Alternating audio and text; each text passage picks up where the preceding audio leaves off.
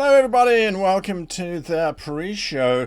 If you joined us right at the beginning of the show, you would have heard the cast and myself debating over a rather interesting topic. Let me get these out of my head, hang on. The topic we were talking about was accents and racism. Quite an interesting set of opinions coming from the different players and obviously from myself, and so yeah, it's an interesting one. Certainly we are currently I should say a player down, and that's because of the changing of the time zones. So some countries in the world have changed because of daylight savings and others haven't. So we're waiting to see if we're going to get one of our players joining in. She might be very surprised when she does sign in that the show is in mid-swing. So just bear that in mind. Some technical wonderments of running an international stream. Bearing in mind, of course, we've got people from Australia and Japan. Myself here in Japan, it's 3:30 in the morning. 2:30 in the morning for Michael in Australia. And then sort of 9 p.m, 8 p.m, 7 p.m. for those in the UK. And then, of course, the US, it's still only lunchtime the day before. So it's all very, very interesting trying to coordinate all of this kind of thing. I think herding cats is probably the best thing I can call it. Anyway, we've got a very fun show for you today. I think it's going to be fun. It's going to be absolute chaos, as a matter of fact. The characters have now got their war machine. Now, if you have tuned in to watch the actual live play of the show, that only begins on the hour. So whatever it is for you, it's in about 23 minutes time, give or take. So that's where we're going to be. This is Spoiler Zone. This is where I'm talking about what I have planned for today, what chaos, craziness, and shenanigans are going on. And I think that today specifically is one where we have to reassess where we are in terms of our plans, because we had a plan. I'm going to bring that up and share with you now the actual plan.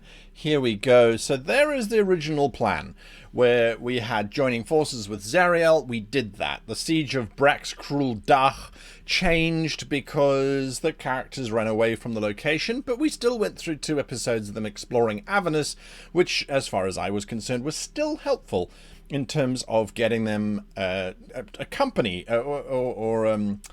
of getting them used to what it's like in Avernus. Absolute hell.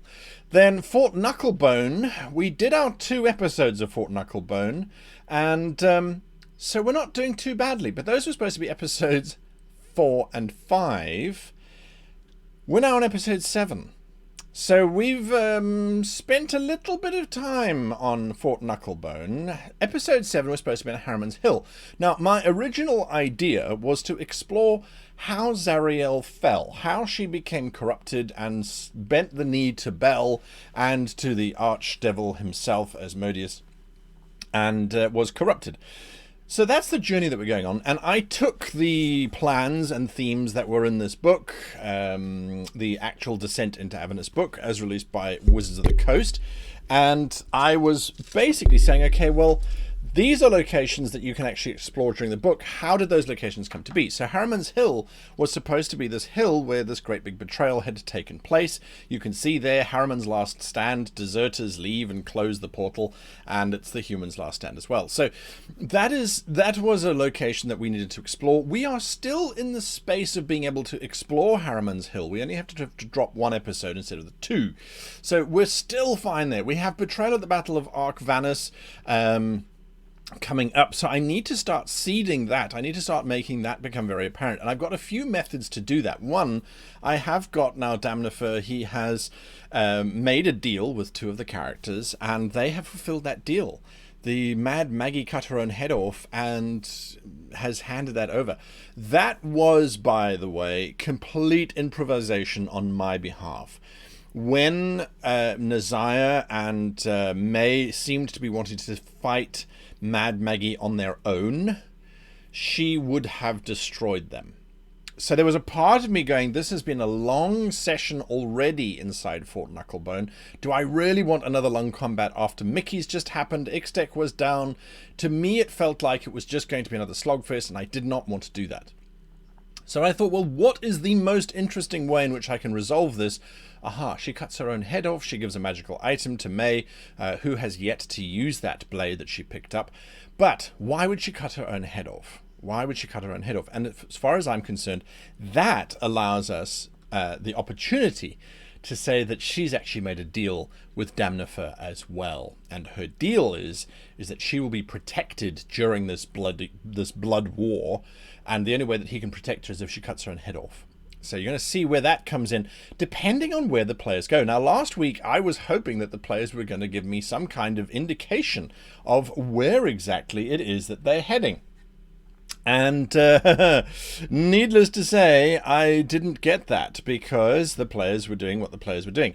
They had no intention and no requirement, I would say, to have to indicate anything, which is absolutely fine.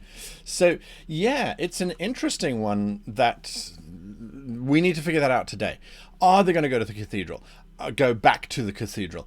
Are they going to take this war machine and just run? Who knows? All of that kind of stuff is up in the air today. So we're going to play it out as we are going to, in terms of Harriman's Hill is now in the backwater. It's not a concern for me.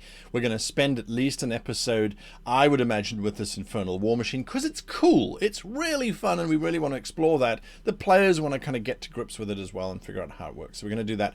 We're going to be looking at that. Now, I'm not yet looking at questions and things. I don't know if there are any. Oh, there is a question. There is a question. Okay, so let's have a look at that question that's come through. If you do have questions about my planning or my methodology, or if you want to shout at me, because this is definitely metagaming in terms of what I did there with Maggie herself, let me know. Let's discuss. Let's talk. So Turkey Sloth says, is Extec still with the party? Or are they dead and gone? No, she's still with the party. There wasn't a problem at all. They got to Extec in time. Extec did not die. There were some offers coming through from the Abyss in terms of them wanting to make an alliance with the players, and I felt that too was also required. You know, when characters drop dead, or when they're in the dying state, I hate it when they're in the dying state. And especially when you're on a stream like this, you know, when a character at a table is knocked unconscious, that player can always get up and wander around and go and get drinks for everybody and all that kind of stuff. I mean, that's entirely possible. However, in a live stream like this, it's kind of difficult. It's very awkward. A lot of the guys have got quite complicated setups, so it's not easy for them to move around. So yes, it does become a challenge. So I always try and keep it busy. I always try and have something happen in that space, even if it's a recollection of family members or I'm not entirely sure. Anyway, so I try and keep it busy, but sometimes it gets a bit much, and sometimes it gets repetitive when you have multiple characters who are down.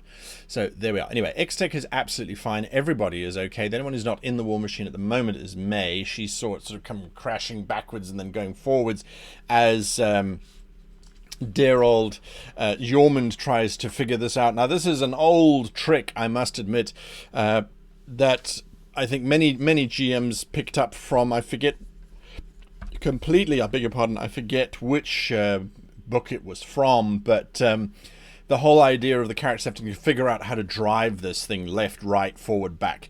It's an old-fashioned sort of riddle, and usually the controls are inverted, and especially because this isn't hell, right? So, but I've got one other thing kept away from the players for when they try and drive this thing. This is a war machine. It's an infernal war machine, which means it's got parts of souls infused in it, and it's designed to frustrate and infuriate. So we're going to get there. Okay, next question. White Tiger 225 says, what's your plan this time in the event of a total party wipe?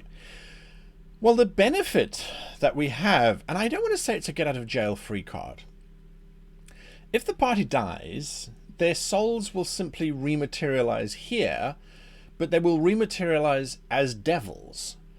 And they will have started their journey on the lowest rung. What I would do is I would allow them to remember who they were beforehand. So instead of getting stuck in the devil cycle, as one might put it, I would have it that suddenly it's, no, you remember that you used to be a hero. You remember that this used to be your calling.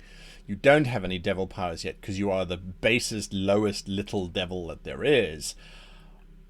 but maybe there's a chance that you can learn or discover how to undevilify yourself, how to get yourself resurrected. So I think that's something that we could certainly look at in terms of that as an approach. That would be something that I would look at, possibly.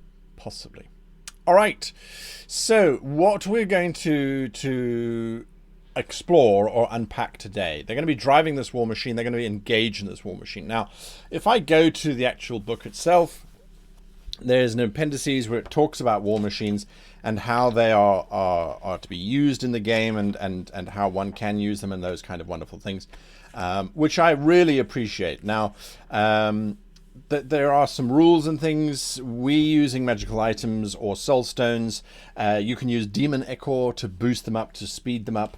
They've kind of gone the same approach that we had in terms of the ships from Ghosts of Saltmarsh, where the vehicles are actually creatures that the characters are riding. They can take actions as they could in the previous one, in Ghosts of Saltmarsh, so those actions are available. A lot of these I'm going to be not overlooking, but I'm going to be adjusting slightly to make it a little bit more inclusive of our different types of players, more in keeping with what I did with Saltmarsh as well, where there's more that can possibly happen. Now, one of the things that they did bring in, which I do quite like, is the idea of mishaps. Now, mishaps happen if the Infernal War Machine takes damage from a single source equal to or greater than the mishap threshold. That's a lovely word to say next to each other. Mishap threshold. It must roll on the mishaps table. Now, the mishaps table is here. It's quite extensive. I also have it in Fantasy Grounds. And things are engine flare, fire erupts and burns everyone in the vehicle, locked steering, furnace rupture, the vehicle speed decreases by 30, weapon malfunction, blinding smoke, the helm station fills with smoke, shredding armor, the vehicle's damage threshold is reduced by 10, axle damage, it doesn't have dexterity, it flips over and comes to a dead stop in an unoccupied space. Any unsecured creature holding onto the outside of the vehicle must succeed on a DC 20 saving throw or be thrown off landing prone in a random unoccupied space and take 3d6 damage. So there's lots of interesting things that are going to come out of this. So we're going to explore that fully in today's show. I think that's going to be a lot of fun. And I've just realized I need to bring up something very quickly before the show starts, which is my list of NPC names. Now, we are aware that there was a slight glitch, slight on the website where you could I'm sorry, I'm just busy setting everything back up again so I don't break it, where the map is concerned. So let's just go and have a look at the map quickly. So we now have 321 votes for the demons. They've got support from somewhere, and only 301 votes for the devils. Demon power, however, their influence is 3 and their power is 3. The devil's influence is 8 and their power is 6. But look at the map. Look at this map. Look at how broken Avernus is at the moment. Now, the devils have very strategically taken control. I don't know why that's doing that. That's still wrong. I got hold of our web goblin and I said, what's the story? They do have more than 5. Anyway, okay, so we'll have to figure this one out. I thought he had fixed it. He said he'd fixed it. He sent me a text saying he'd fixed it. But you know, you never can trust the lesser devils. You really can't. Anyway, so whatever the situation, this is a broken map to begin with, just in terms of this layout. So the characters would still be in demon control territory. Avernus, as far as the numbers are concerned, belong to the to the demons, not to the devils.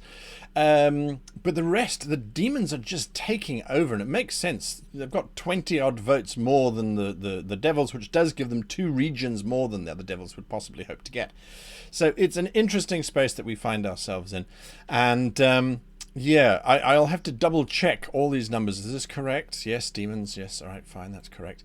60-55, yeah. Bleakbore, the devils weren't interested in Bleakbore. So it's only Avernus that's not showing correctly, and I think he said it was because it had got over 100. We never anticipated to get that high. So there we are. I see the demons have had no interest in Vansu, Skarn, or Brightbone. No chance of them taking over Brightbone at any time. I'm just double checking. Yeah, okay. So, yeah, what needs to happen is that these numbers are very, very low in terms of contestation here, 4s and 5. You know, this is 4 demons, 5 demons. I think what it's doing is it's saying, well, it's 7 and it's 5, or it's 0.7 and it's 5. I don't know. We'll have to get him to fix it, but that's the joy of the craziness that is technology. And so yeah, whoa, sorry, that was me on. That was weird. So yeah, that is it. That is the chaos and craziness. Let's see. So a crazy Catman 789 says, "Cool. What platform is this? Which platform are you talking about specifically?"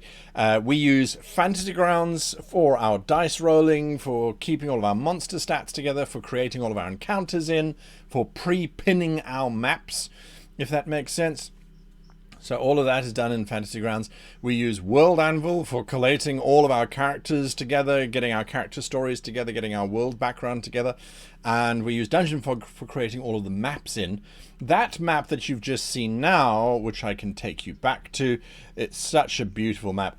This map underneath these territory controls was drawn by our indomitable player of Thorn, Kaora. He drew this map based on a sketch that I did for him, so it's not a map from the actual book itself.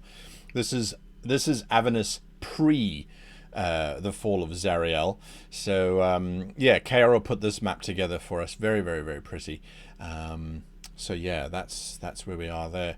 Now, what else? Any other questions? We've got 8 minutes left. No, I don't think there's a lot coming through. Lots of people joining in. I think the time zones have changed things around. I have never experienced time zones. South Africa doesn't do time zones. When it was introduced in the 50s, they decided it shouldn't be. We're supposed to have different time zones, not time zones, daylight savings. South Africa has vast amounts of sunlight all the time. It's like, well, we don't need to save any of it. We really don't. And we don't have time zones. We're supposed to have a different time zone in our country, but they decided it's not big enough and it's too much hassle. So the idea of time zones is really warping my mind. And I did not know that Europe and the US have different days on which they shift over on their time zones. For now, we're in the intermediary week, where Europe has shifted and the US has not yet. So that shift happens on Sunday in the US, as far as I understand it. So it's an interesting one. It really is. It keeps one on one's toes. I see all our players are present and accounted for. That makes me super excited. It really does. I hope they've leveled up their characters. They leveled up last week, so that was super exciting. Whilst we are here and everyone is sort of joining in and getting ready for the game, I think it's important that we do a little bit of housekeeping. Next week, there is no Descent into Avernus show. There is no show for Descent into Avernus next week. That is owing to the fact that Dungeons & Dragons will be doing a 24-hour charity live stream. And they said to us, look, would you mind giving up your slot for this 24-hour thing? And there was a big part of me that went, well, why can't you do 2 12-hour live streams with a 2-hour break in between? And I was like, well, actually, it's not that. It's not as impressive as a 24-hour live stream. Anyway, so they're going to be doing a 24-hour live stream, which will take place over the course of the weekend. So that should be a lot of fun to watch. It is for charity, so it should be good. And then the following weekend, I have returned to South Africa, or will be in South Africa at that stage, and so it will be a pre-recorded show played out live. There will be no pre-show GM session, so please bear that in mind, and there will be no afterlife as well. There also isn't going to be an afterlife today, because we're actually recording that game tonight. We're doing a double session, which I'd love to let you see. But we do need to keep that for the, I think it's the 19th I want to say it's not the 19th, it's the 16th of November. So that will be it'll be episode number 8, and it will play out as regular, still 12 p.m. Pacific time. So be aware of that. It will have changed. There just won't be an interaction. If you're sort of wondering why is there no interaction, that is the reason for it. Why am I not doing a live show whilst I'm in South Africa? What gives me that privilege? It's simply a case of, well, to be perfectly honest with you, we're not sure we'd be able to get a stream out, sustainable anyway. There are always risks of power failures and the like that go on, and that also, of course, affects the internet. So we just weren't sure, and we said, well, rather get the show out, make sure that the show actually happens, than spend a sleepless weekend trying to get internet to work and then power suddenly goes off. So we said, no, rather let's do it that way. And yes, after that, though, we're back to regular streaming. Episode 9 continues as normal with the live show beforehand and with the post show afterwards. So it's only for 2 weeks that there's a little bit of a disruption. It's only for 1 week that we're off air. The alternative was to be off air for 2 weeks, and I thought, ooh, that might be too much. Anyway, all right, so let's see, what else? Any other questions? Seeing they forgot Pierre, and he's probably now a single masterless skeleton, what are the chances of Pierre and Peppermint joining teams? I do like that, to get revenge on the masters that cruelly abandoned them. I love that idea. I really do. I really, really, really like that idea. Pierre was actually crushed in the tunnel with the cacti. He was following through right at the end, and no one told the cacti to let the undead through, so the cacti closed the tunnel. There was actually a moment, if you watch the episode, where I say you hear this crunching sound behind you, and I think the players just assumed that meant the tunnel closing. It was actually Pierre being crushed underneath the sand and earth. It doesn't mean he's dead necessarily. I mean, undead don't have to breathe or anything like that. He could possibly claw his way out. I think that could be quite fun. So I might actually, the roach, I might actually bring that back, because I do like the idea of Pierre riding Peppermint. I think that could be a lot of fun. So there we are. West River Rat says, like the natives say, only a politician would think of cutting a foot off the bottom of the blanket and sewing it to the top would make it a bigger blanket. Well, okay. Cutting the foot of the bottom to sew it to the top would make a bigger blanket. Sure, I suppose. It actually, as someone who has made LARP costumes many times, I can assure you, you lose fabric every time you cut. It's just a thing. It happens. It really does happen. So there we are. Right, 2 minutes to go before the live show. I'm super excited. There is no more 5-minute preamble. We just go straight into the show. So if you are going to grab coffee, as I have here,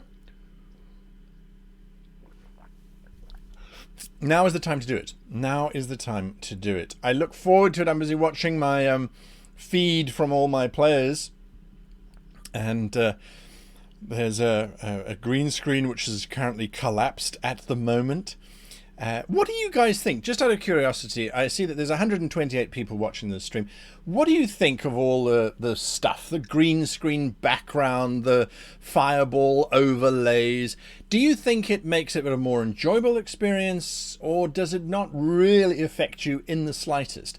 Is it something that's, it's nice to have, but you actually just listen to the show more than watch the show? I'm very curious. Personal curiosity. I watch different streams, and some streams are completely, they're just people in bedrooms and that sort of thing, streaming as best they can. Others, I mean, obviously you look at the big players, where it's an entire studio set up. We sort of sit in the between somewhere. I see Adamil, one of our moderators in stream. Adamil will be sharing the love tonight. So if you have questions, ask Adamil91 there. Thanks for being in today, Adamil. I haven't seen our regular D&D person into the fray. I haven't seen. So anyway, yeah, it's good feedback. It really adds, says the Roach. Mr. Scream says both. I think it adds to the atmosphere, says Dissolution 79. Like it, got it, why not use it, says Roger B.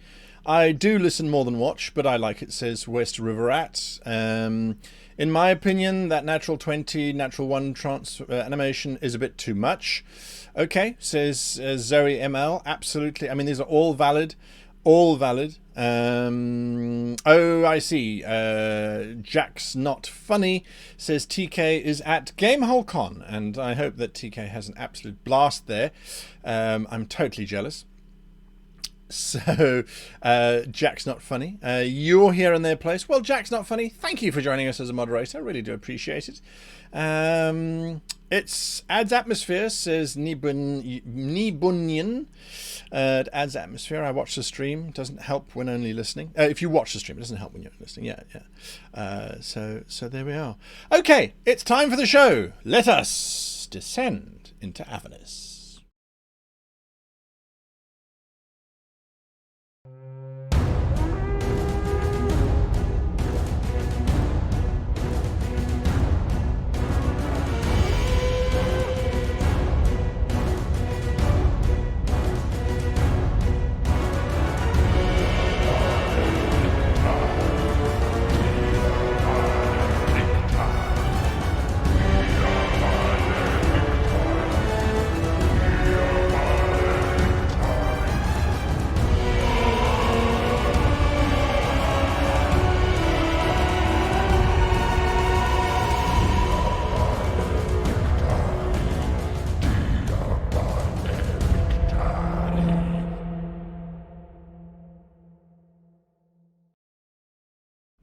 And we are all here. Hello, everybody. How is everyone doing tonight? Doing awesome. Good. Doing good? I will summon forth Nazaya to join us with the dark incantations of the powers of Avernus. Yay! There she is. We did it. And move over slightly. All right, so...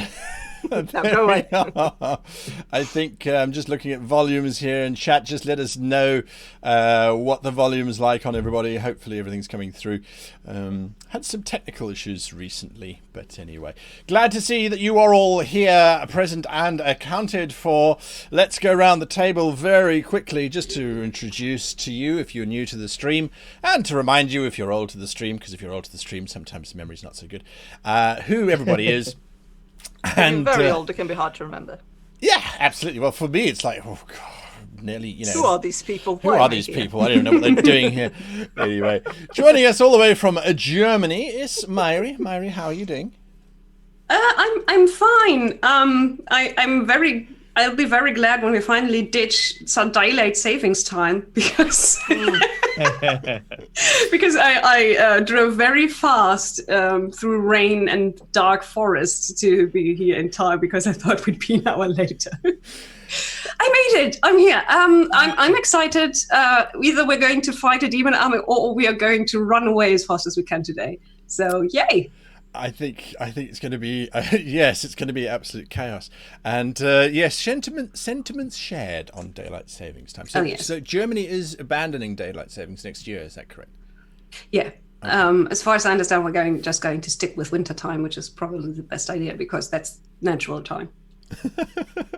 There we go. All right, I like it.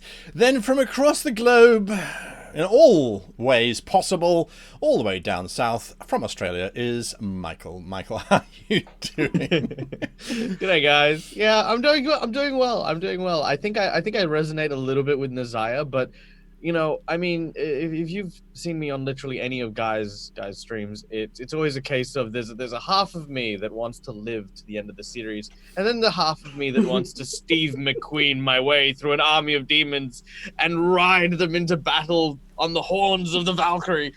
Ah! And guess who's in the driver's seat? I'm thinking now, you raise a very valid point.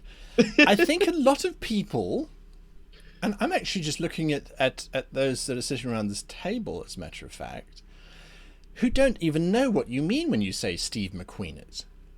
Really? Well, that movie came out before I was born, but I saw it because I'm a strange person who likes to watch old movies and classic movies. I'm trying to think of an equivalent. And when you think about it, there are so many movies where someone on a motorcycle has ramped over giant aliens, massive exploding ships, cargo containers through the air, over the New York skyline, all of those kinds of things. You go, yeah, but it's not Steve McQueen on a motorcycle going over a little bit of barbed wire, is it? No. I mean, that set the tone, I suppose. I don't know. Anyway, maybe it's time to update. We couldn't even update that movie, though, because it still wouldn't be like cool. we said, some of our friends are very old and they might understand the words that we speak. Literally like the Terminator, I guess, or Christian Bale doing Batman. Maybe. I don't know. Still doesn't have the same resonance, does it? It doesn't. Okay, there we are. Chicken Run says MSEC in the chat. It's like, yes, actually, they did rip that off. So, yeah. Wow. Okay, before we want to sidetracked. chicken run it. It doesn't sound right. No, it doesn't. That's what this whole stream is now. The stream is what is this generation? Yeah, what is Steve McQueen? So there we are. Janet, do you know who Steve McQueen is? I vaguely know that he is an actor. Was, yes. From an era that was previous to our own. Yes. He acted in movies. Wait, he's not from the future. No, definitely not. And he wasn't in Back to the Future, or I would know who he was. There we go. How are you doing, and how is the UK doing now that you've all shifted time zones? Yeah, we don't know when anything's happening. I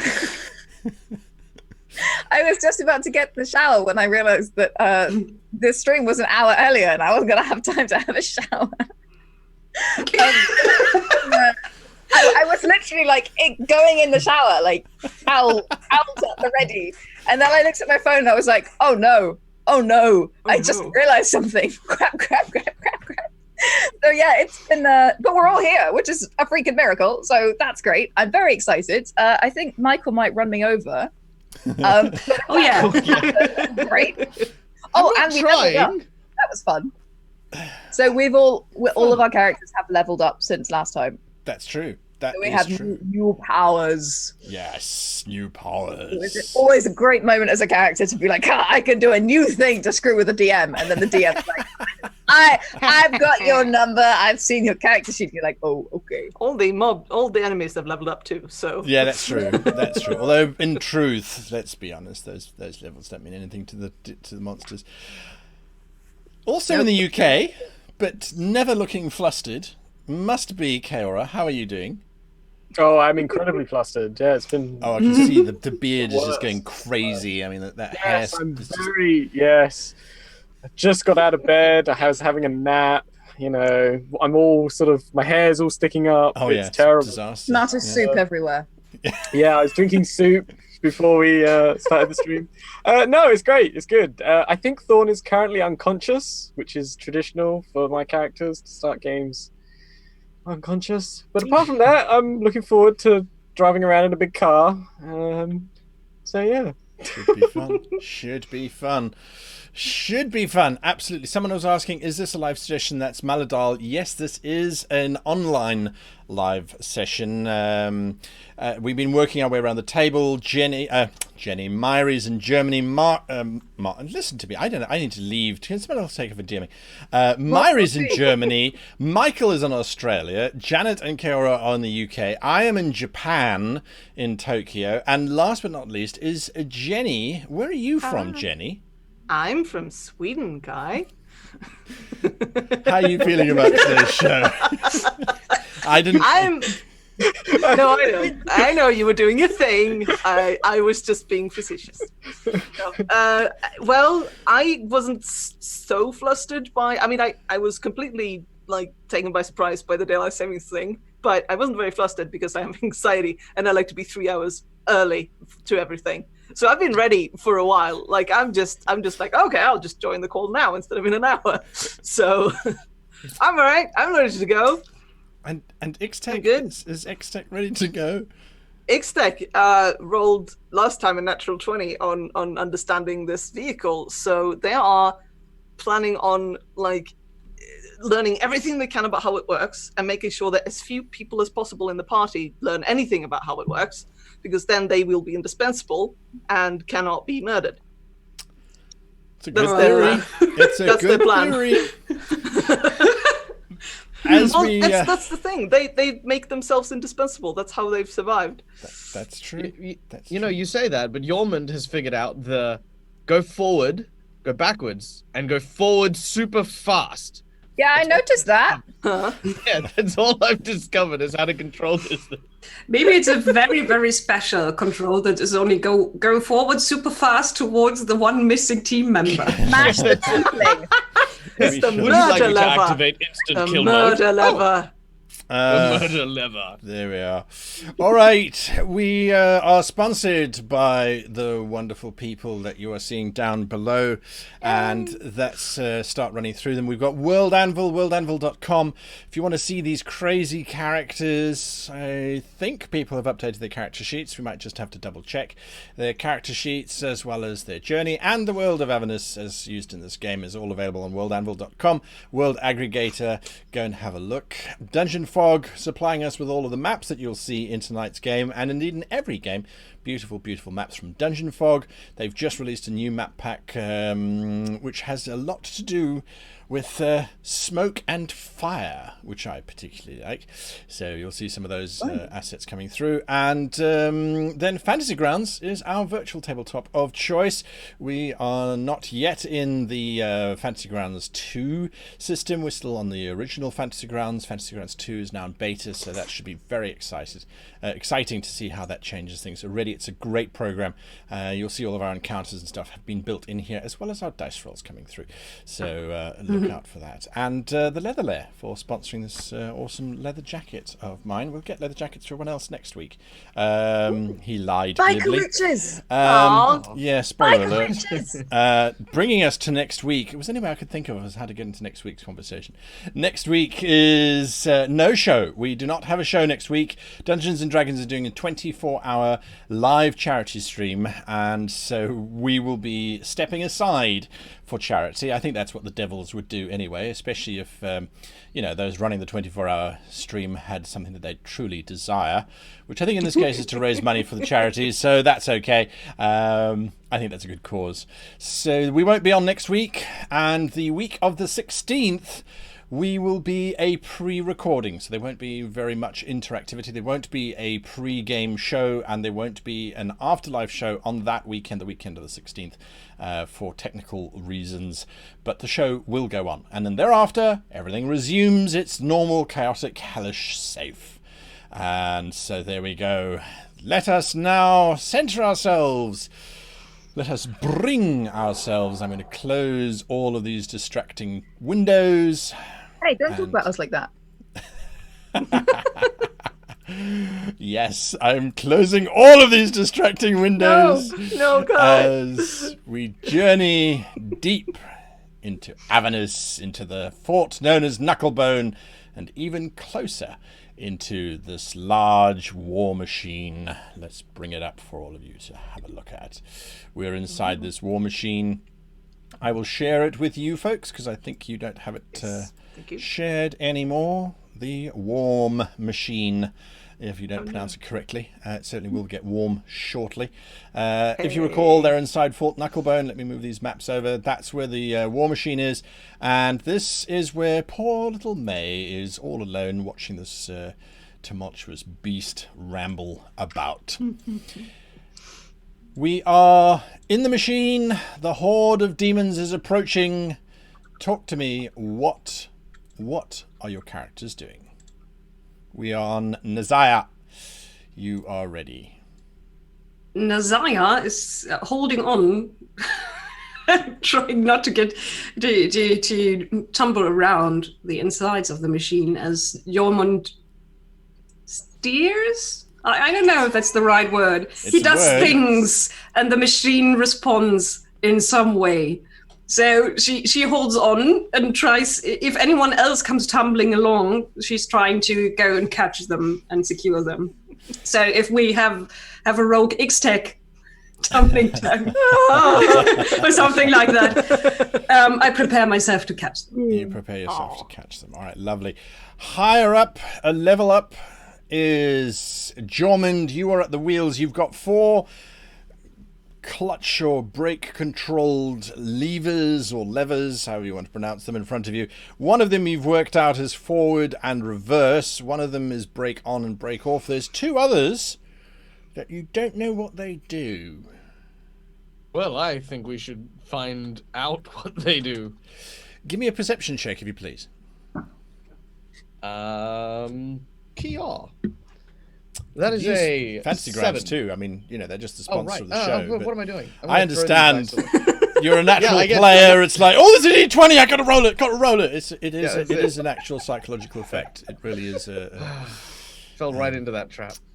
Gotta throw the sparkly thing, make Throw it the go sparkly clickety clack. Oh, That's a 9. That's a 9. Yeah, you see, Fantasy Grounds had heard that die roll, and now it's on That's her. a 9. Yeah. It did. All right. So yes, which of the levers are you going to? What are you going to do?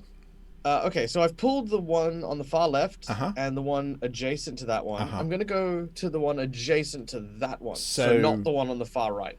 Not the furthest right, but sort of middle right, if you like. Yeah. Okay. Yeah, that's the one You I'm gonna pull that forward or back? Backwards. I'm going to pull it. Backwards. Okay, as you pull it backwards, if you notice this structure behind you, these 6, 3 on either side, grates, quite heavy grates, all open up and reveal doorways out onto this dark, dark balcony. And I actually needed to lighten that up and I completely forgot. So it's this dark, dark balcony, and on that balcony, for those of you that can turn your monitor brightness up, you'll see there are 4 very large ballista, armed and ready to fire. Ooh. That's what you're seeing. Okay, and I imagine doing it the other way will close it. Clonk, boom. They seal. Aha, weapons, my favorite. And I guess I'll try the furthest right one, if I can. The furthest right one, I will. Yeah, you can do that. It's not. It doesn't take up too much time. The furthest right one, you pull that lever forward or backwards. Backwards first.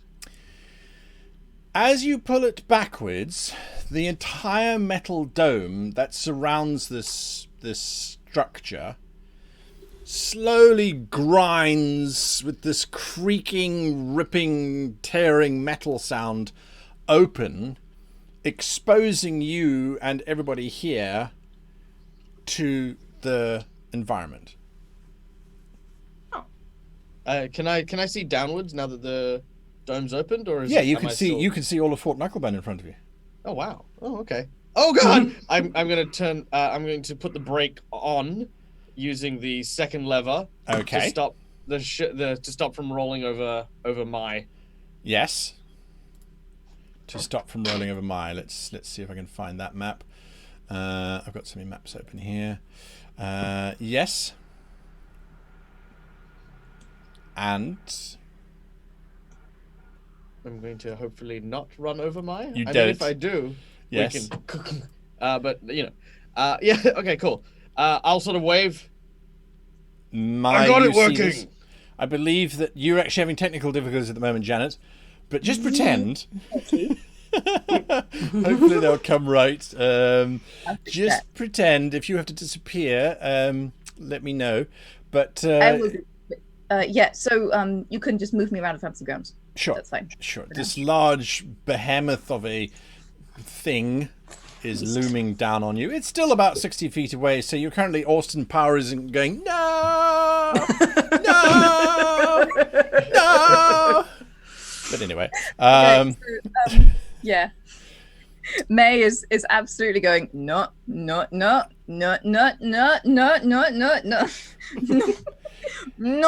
yes, you have watched as the whole dome has opened up, revealing Jorman. You realize that, given the fact that the war machine itself is a sort of black metal with rust all over the place, this very blue-scaled dragon is very prominent up there.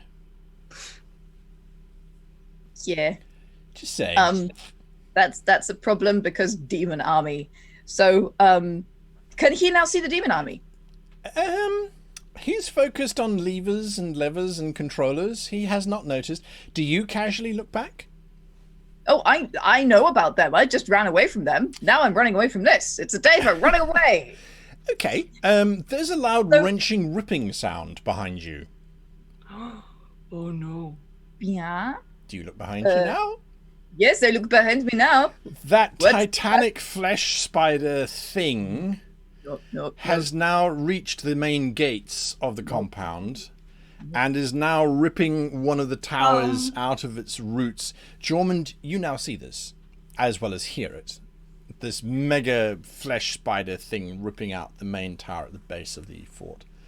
I look around the sort of front of the steering wheel. You know, is there like a horn or something, like something to like yell into? Not here. No? Coming back to you, Mademoiselle LaRouge. Yeah, since the top of this thing is open, I'm going in. I'm running up to it and I'm climbing the side. I have boots of spiders, so hopefully it won't be too challenging. No, it's not challenging at all because I'm going to close this map now.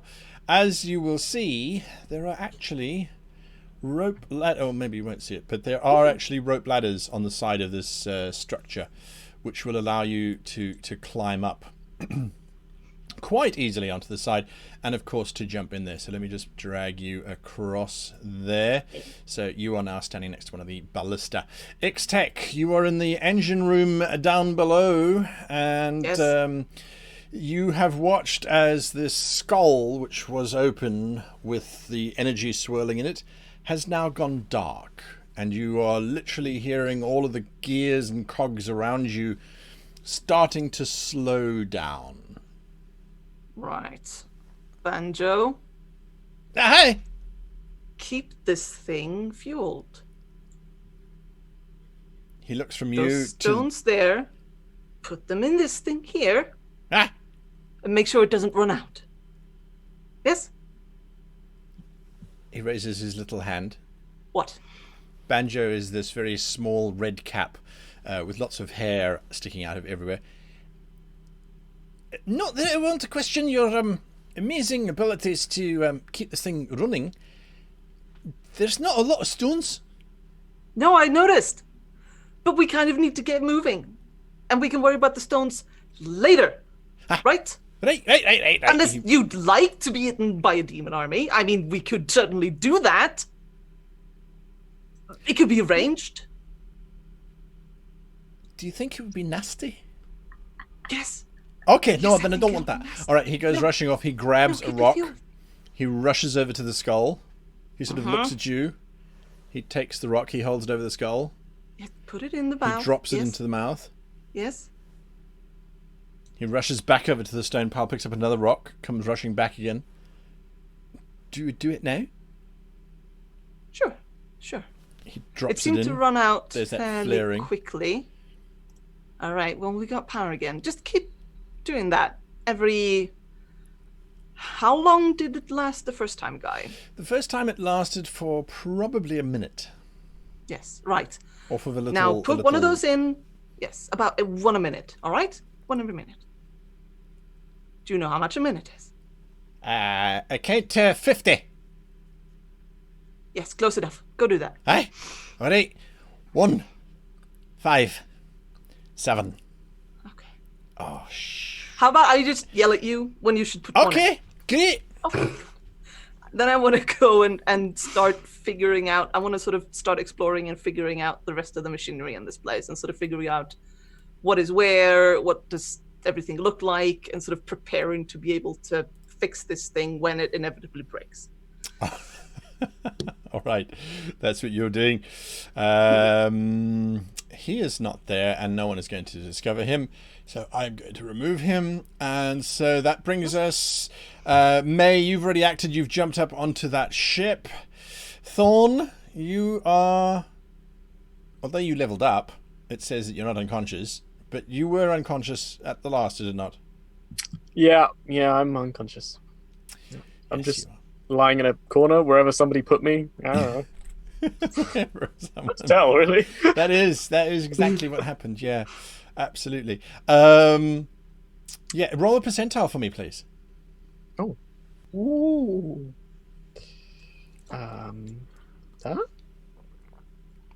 If you right click on the D10, you can actually select percentile, and then it'll do a percentage. But that's okay. We'll take that as 34. Oh, That's all right. okay. So that's 34. Oblivion swirls and washes around you. Time has no meaning here, and there is a certain sanctuary and safety in this space. Nazaya, you are trying to hold everybody from rocking and rolling as things go up. But Didn't seem to be to be important. Everyone seems to be fine apart from Thorn. yes. So then she starts clambering up to the upper level, screaming, "We need to pick up Mai!" Hello. It's being Oh. no, May, you're on a different level to Nazaya completely. So Nazaya, you are correct. You wouldn't know that she's there. Yeah, I clamber up and then probably see Mai outside on the balcony and go, "Oh, hello, Mai." All right, so you've gone up to the second level. Yes. Not a problem. You are on the second level. I'm just going to drag you up there now. As you've gone up, yes, you can easily see the entire top section is open and exposed, except for the back room to atmosphere. You see these massive demons ripping into Fort Knucklebone. You can see the cacti are fighting back, firing off those spines into random demon. Some demons, you see there's one that sort of rears up in front of this very large cacti, and the entire cactus just shivers, and these needles shoot out at velocity and just rip the demon in half as its spines puncture through it, destroying it in all different directions. It bellows and shrieks, and then it looks like it quivers for a moment, then explodes into this black slime which coats the floor. It actually slops onto that cactus, and you watch as the cactus immediately starts to melt underneath this black sludge as if it was acidic of some kind. May and Jormund, you guys are seeing this as well. That leads us to Jormund. What are you doing? Jormund sort of begins to very gently almost caress the wheel in front of him. He then turns and looks straight out the window at the horde of the demons. You see this lightning sort of crackling through his body. Let's do this. As he then now that he knows what all the levers does, he's going to pull the lever to try and close the dome, while at the same time, I know I can't see behind me, but kind of remembering where I was standing in Fort Knucklebone, I want to kind of reverse the vehicle so that we are in line with. I don't see the map of Fort Knucklebone at the moment, but I'll share that in with line. you. Give me a second here. Doing this from memory. There we go. So I want to on that map. I want to having our vehicle on the XY axis, facing towards that gap next to the scrap. So you're going to try and rotate it. Okay, so you're rotating on the wheel, and then you are pulling which of the levers? So I'm going to be pulling the far left lever, and I'm going to be putting it. I'm going to be putting it in the reverse position, which I believe was the pushing it forward. Right. And then while I do that, I'm also going to be rotating it so that it sort of curves around to angle it. So you are with the brake on. You are pulling the lever which direction? Forward or backwards? Just to be clear. Forward. You are pushing it forward. Okay. Yes. Forward is what caused it to reverse last time. I wrote it down, guy. So did I. I'm just double checking, making sure. I'm just double checking. That's what you're doing. Everyone feels this machine rumbling. Ixtec, you see the skull flare as obviously energy is being used to power this thing, get this thing going, get it moving. I am going to add to our little collective pile of monsters and other bits and pieces into our initiative stack a monster of true terror, because this comes sailing down in front of you Jormund. Oh. It is truly, truly horrific. This being of ultimate evil and power. And it is indeed an abyssal chicken that appears directly in front of you. Like directly in front of me? Like it lands on the steering column and Oh looks my around. God. Now, I'm It's just... a foul fiend. It is... Oh! It, Oh! Genuinely. Wow! yes, it is. It is. Oh Indeed. no! I will bring up a picture for all of those of you who don't know what an abyssal chicken looks like. Courtesy of Fantasy Grounds and Dungeons and Dragons, there is an Okay, now abyssal that chicken. is cute. Yeah, do you I think notice that's that cute. the back, this singular horn, actually opens out to becoming a bigger mouth? Just so that you're aware. It Yes. looks like it's backwards somehow. It's a demon. The head is the butt, and then the other head is also a mouth. Yes. It's a thing. It is a thing. And that thing has landed directly in front of you, Jormund. It looks at you and causes us to reroll initiative. Ooh. Because now it is a race as we go back to Fort Knucklebone. It's not causing initiative to be rerolled, it's just that we're moving into a different state of initiative. Ixtec, what are you doing? Ixtec is going to first off try, because you mentioned that I believe that this can be fueled by any kind of magic. That's your suspicion. Yes, that is my suspicion. I want to not like full blast, but I want to try to like push some eldritch blast into this conduit, into the mouth of this skull thing, engine. I want to basically just shoot some magic in there.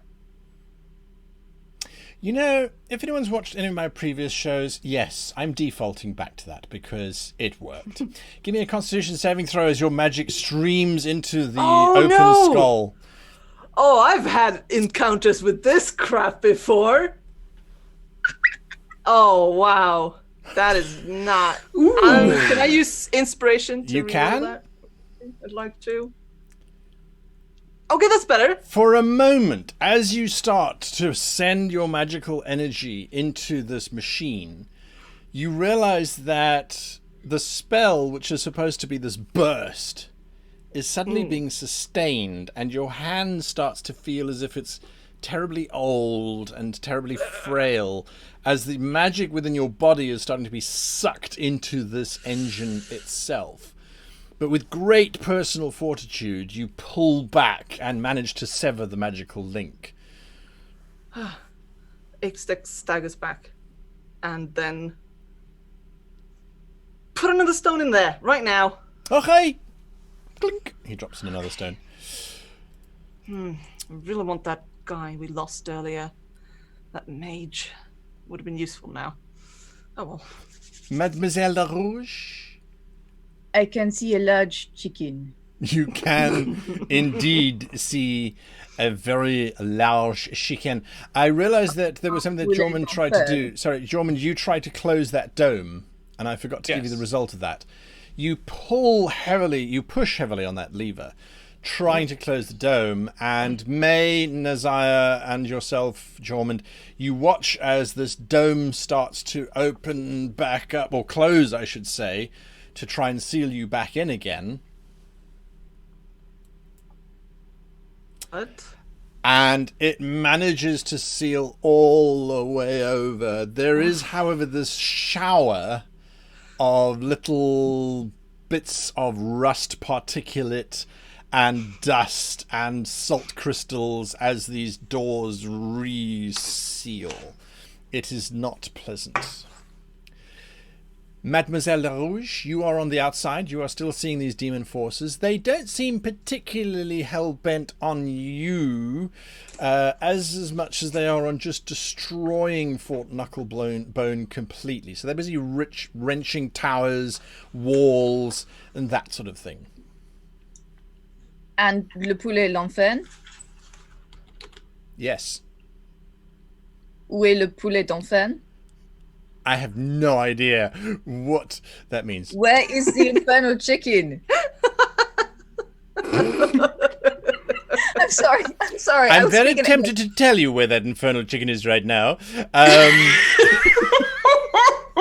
Guy! Pollo Diablo. Goodness. I'm really sorry. You mentioned that your parents spoke French to each other, so I was like, So that we didn't learn and listen and understand what they were saying.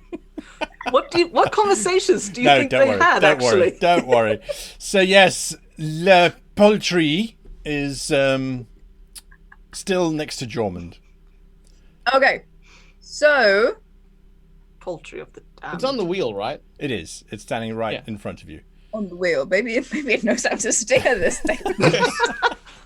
Come, chicken. Someone needs ally to. yourself with me, and we shall rule this place. To be honest, your dragonborn is just like a slightly bigger chicken Yeah, that's true, actually. without wings. Yeah, you know, like lizards. Okay, stop talking now. For Michael. I can see Michael. Michael doesn't look happy. Sorry. Mademoiselle LaRouche, what are you doing? So, let me get this straight. I am Outside. I'm outside. Yes, you saw the chicken land on the steering wheel, and then you saw this big metal carapace close over the interior space. So you were on the outside now. There are, however, 3 doors that lead into the interior where you can see Nazaya and Jormund. Oui, I'm going into the inside, please. All right. Didn't Jormund close the doors again? He didn't close the outer doors. He closed the big dome, which is the entire structure, but from what I remember, the doors are still open. So... I would have died. So you are inside, yes? Bien. If I can attack this chicken, then I will. You want to try and attack the chicken? Oui, I attack the chicken. I understood text the chicken. Can I text the chicken? Okay. Yes, I'm you gonna can. You text can. LOL, You can. love heart You chicken. can text the chicken as much as you like. Do you have a ranged text, or is it just within 5 feet? I do, but there is a large dragon in the way. There so is, but thankfully he's an ally, I will not so shoot him in the butt. you can step in. Hello, Mike. This thing is I as you step will in. talk about this chicken. Is it? I thought it was a parrot. I don't know.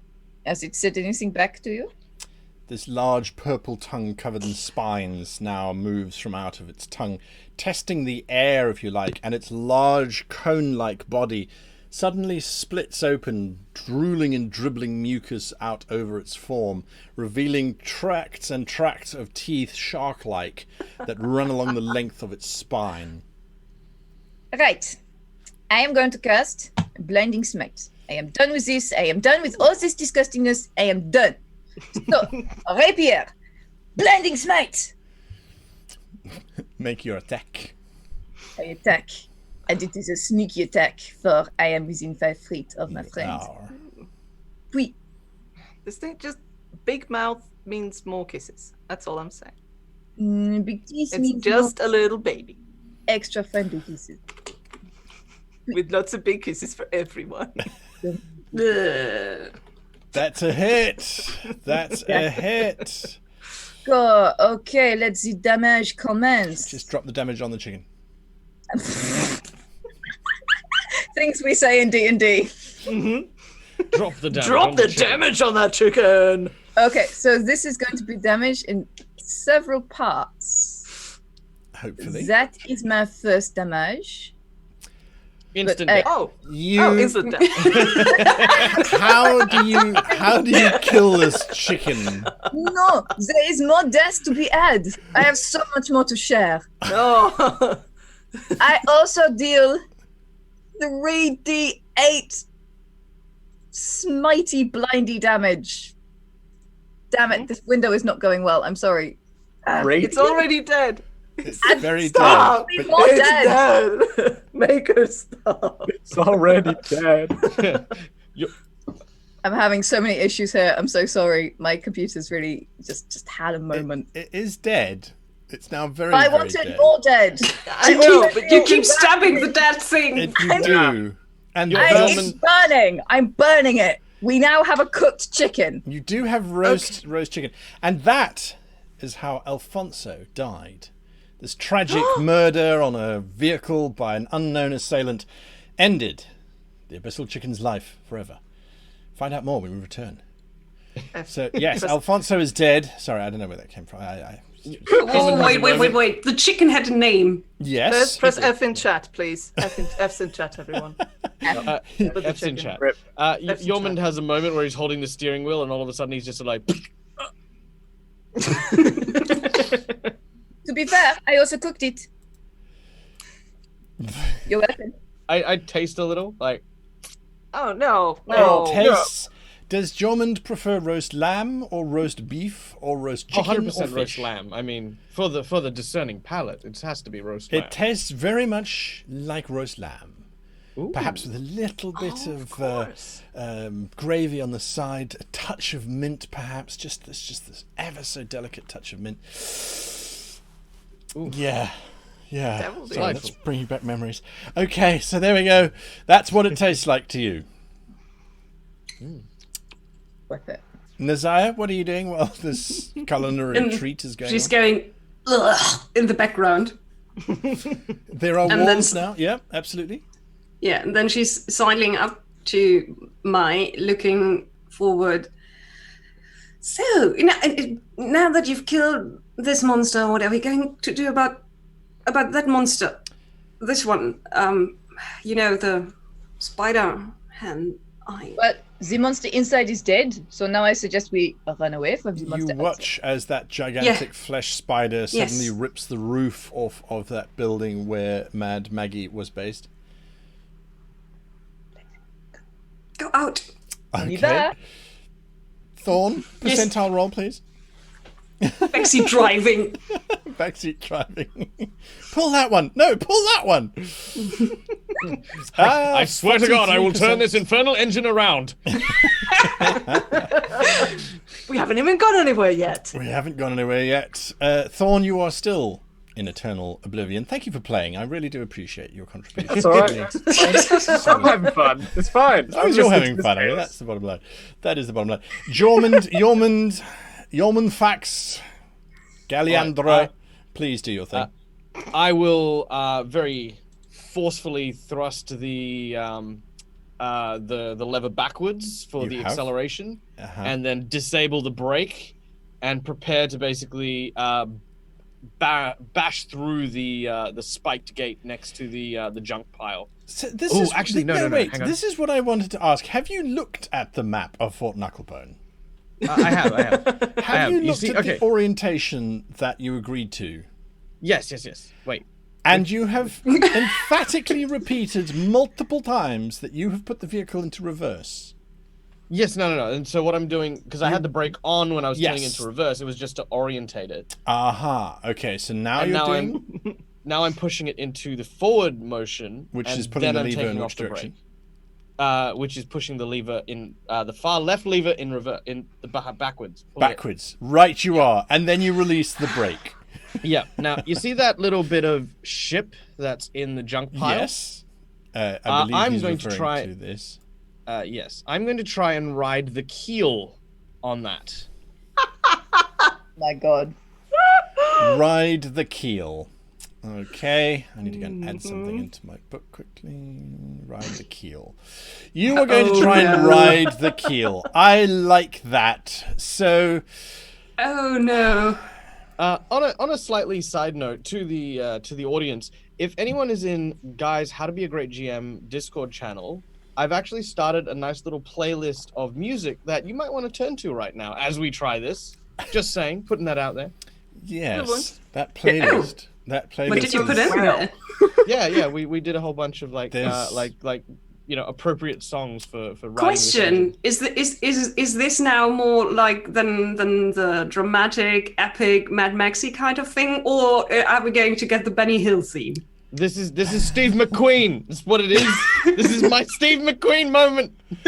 Okay, your Steve McQueen moment requires you to please give me an intelligence check. Oh no. not unintelligent. What was that about? Actually, I'm not that great. Okay, hang on. Here we go. Right. It's an 8. You release the brake. Everybody has this surge as the engine has been building power, and the vehicle rockets forward towards the keel of this ship. The pilot believes that if he hits it straight on, he will go over.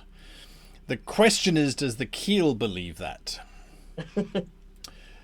Does the keel roll an intelligence The check? keel passes its strength saving throw. So as the ram head of this vehicle slams into it, because of the curvature, you are quite correct, the vehicle suddenly starts an upwards motion. Everybody needs to give me dexterity saving throws, please. I And knew Thorn, it. you give me one with disadvantage. No one tied you down, I Oh, think. no. Maya and Nazaya, you get a +3 from this for my aura of protection. But Mademoiselle de Rouge does not care. I am very dexterous. Nazaya does not care. Ixtec cares. No, Is very Thorn! upset. Thorn! Oh no! Oh Thorn You're gets a dead. How can natural you get a one. natural one when you're dead? Dear, oh dear, oh dear. And Jormund, the driver, is not any longer. Oh You're in the slider. As you go everywhere. The vehicle now has to make I'm going to say this is definitely an acrobatics check. So the vehicle is going to make an acrobatics check, and this will determine whether you go over the junk pile or straight into it. And we'll see what happens. So here we go. Dexterity saving throw for the vehicle. It gets a 10, no! which is just enough. Yes! Just enough to scrape its way over and through to the other side. Okay, it scrapes its way over to the other side of the junk pile. However, it will take considerable landing damage as it is not designed for aerial flight. No! So it takes 23 damage. I'm going to give it some wounds here as it lands badly.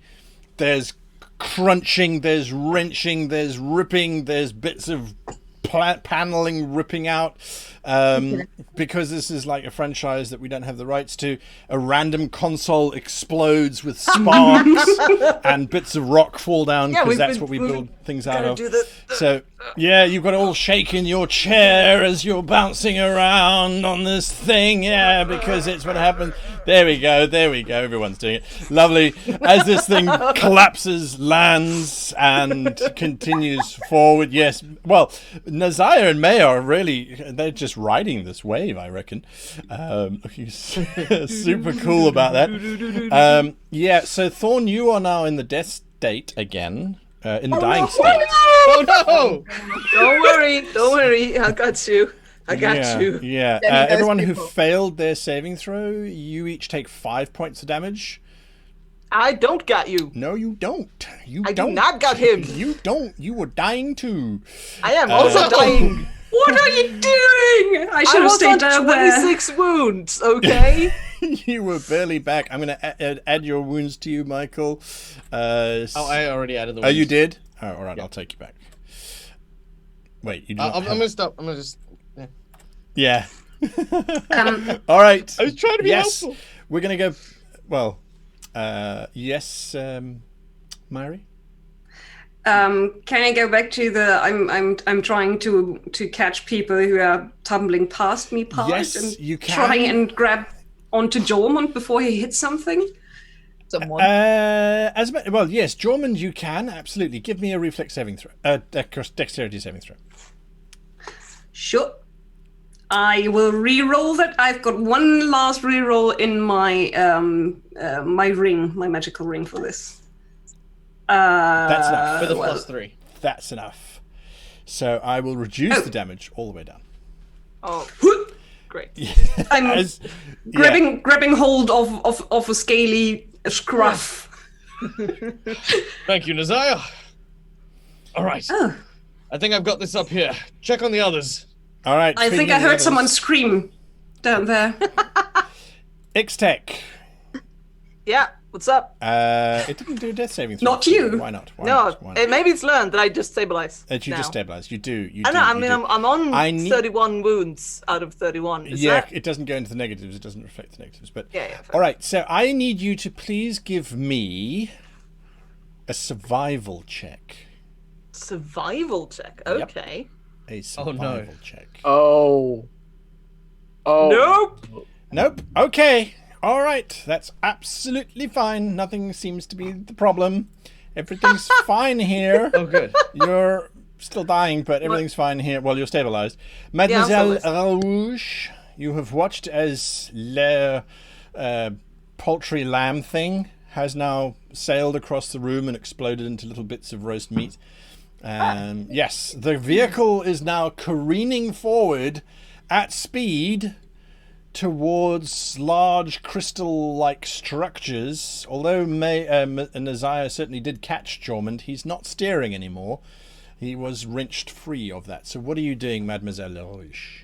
Is there a direction thing, or is it just levers? It's Like just a wheel. levers and a steering wheel. There is a steering wheel. It's a steering wheel. Yes, there is. Okay. Let's do a quick one of these just to see how intelligent I really am. I guess this would be What are you trying to a do? straight intelligence. I'm just trying to see if I've never seen an automobile before because Right. we're in a fantasy universe. So I'm trying to figure out if I can figure out Ship's that wheel, that sort of wheel, thing. Yep, absolutely. ship's wheel Yep, will give me make an it go. intelligence check. I like it. Where am I? I can't find myself. Oh, there I am. That's nice. You get extra songs while I try and find things. I know There you stuff. You know stuff indeed. Yeah, the wheel looks to be a standard ship's wheel, as a matter of fact. It does have the name Prime Water written on the centre of it. But yes, it does look like a standard ship's wheel. In that case, Left is right and right is left. Yes, that's a correct assumption. bien, I am going to try to steer us in the direction of the away from the demons. And if possible, the direction of towards the devil who is waiting for ahead. All right. So you pull hard on the wheel, and the massive engine smashes through some of these salt crystals, shattering them. As each one is shattered, you just hear this insufferable crying of people, the lamentations of the forlorn and the lost, as you careen through this valley of salt towards your target. Well, hopefully intended target.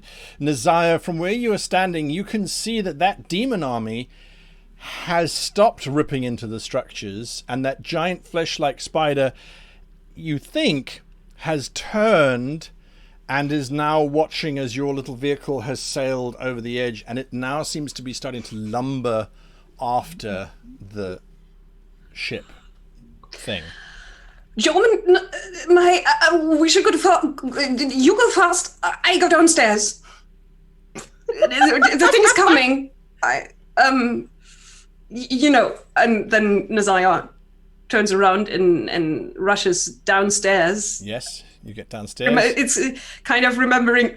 There was Thorn, a very reduced Thorn, mostly head Thorn, lying around, and he's probably bouncing around the hold at the moment. He sadly is, and just sort of dribbling sap everywhere. It's very unseemly. Oh no. No. Yeah, Naziah tries to catch him Easy and enough. cradle him. Love him.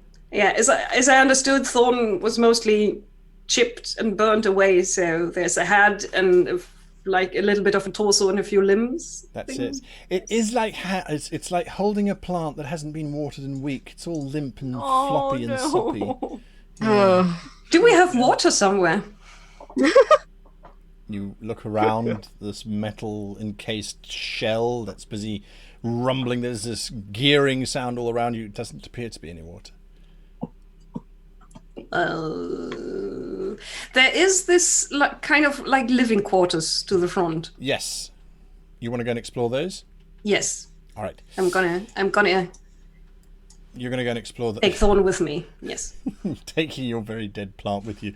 Dead plant, there's your saving It's like throw. It's a Leon. success. One success. Very nice. Give me a percentile roll. Sure. Yeah. No, a professional assassin carrying a sad plant around. It's like Leon, basically. It's pretty much like Leon, yeah. That's higher, right? It is higher. It is higher. You're in this dream all of a sudden, and you're walking through forests of these cacti with their giant spines, and each one of them is whispering something, but you can't quite make it out. Give me a perception check. Okay.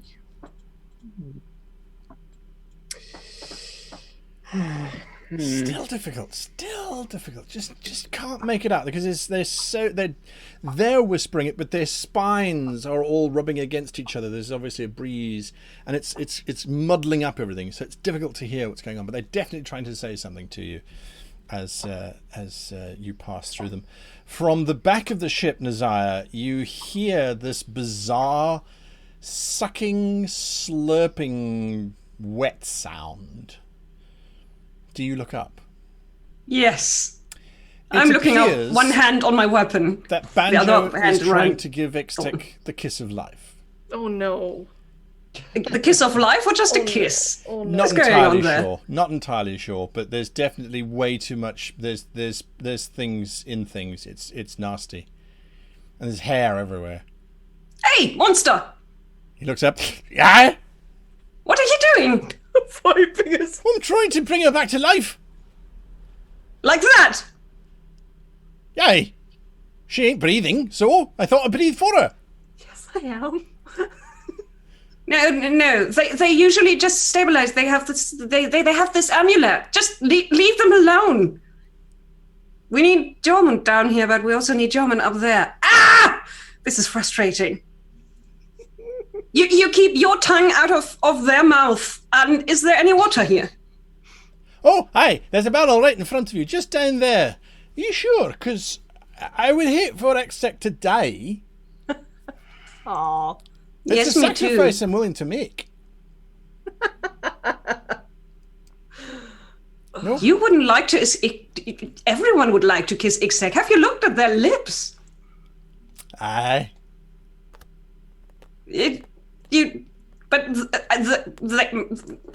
Do whatever. Water. I need water. Nazaya is completely overwhelmed with the situation. Back on top of this craft, Jormund, you've stabilized a little bit as you are no longer falling all over the place. You can see out of the open doors this large flesh spider. It's got a funny sort of lope to its shape now. Its 8 very fleshy legs now all seem to be moving in a bizarre kind of gait, which seems to be building up speed. You can see May holding onto the wheel, frantically trying to guide this craft. Looks like she knows exactly what she's doing. What are you doing?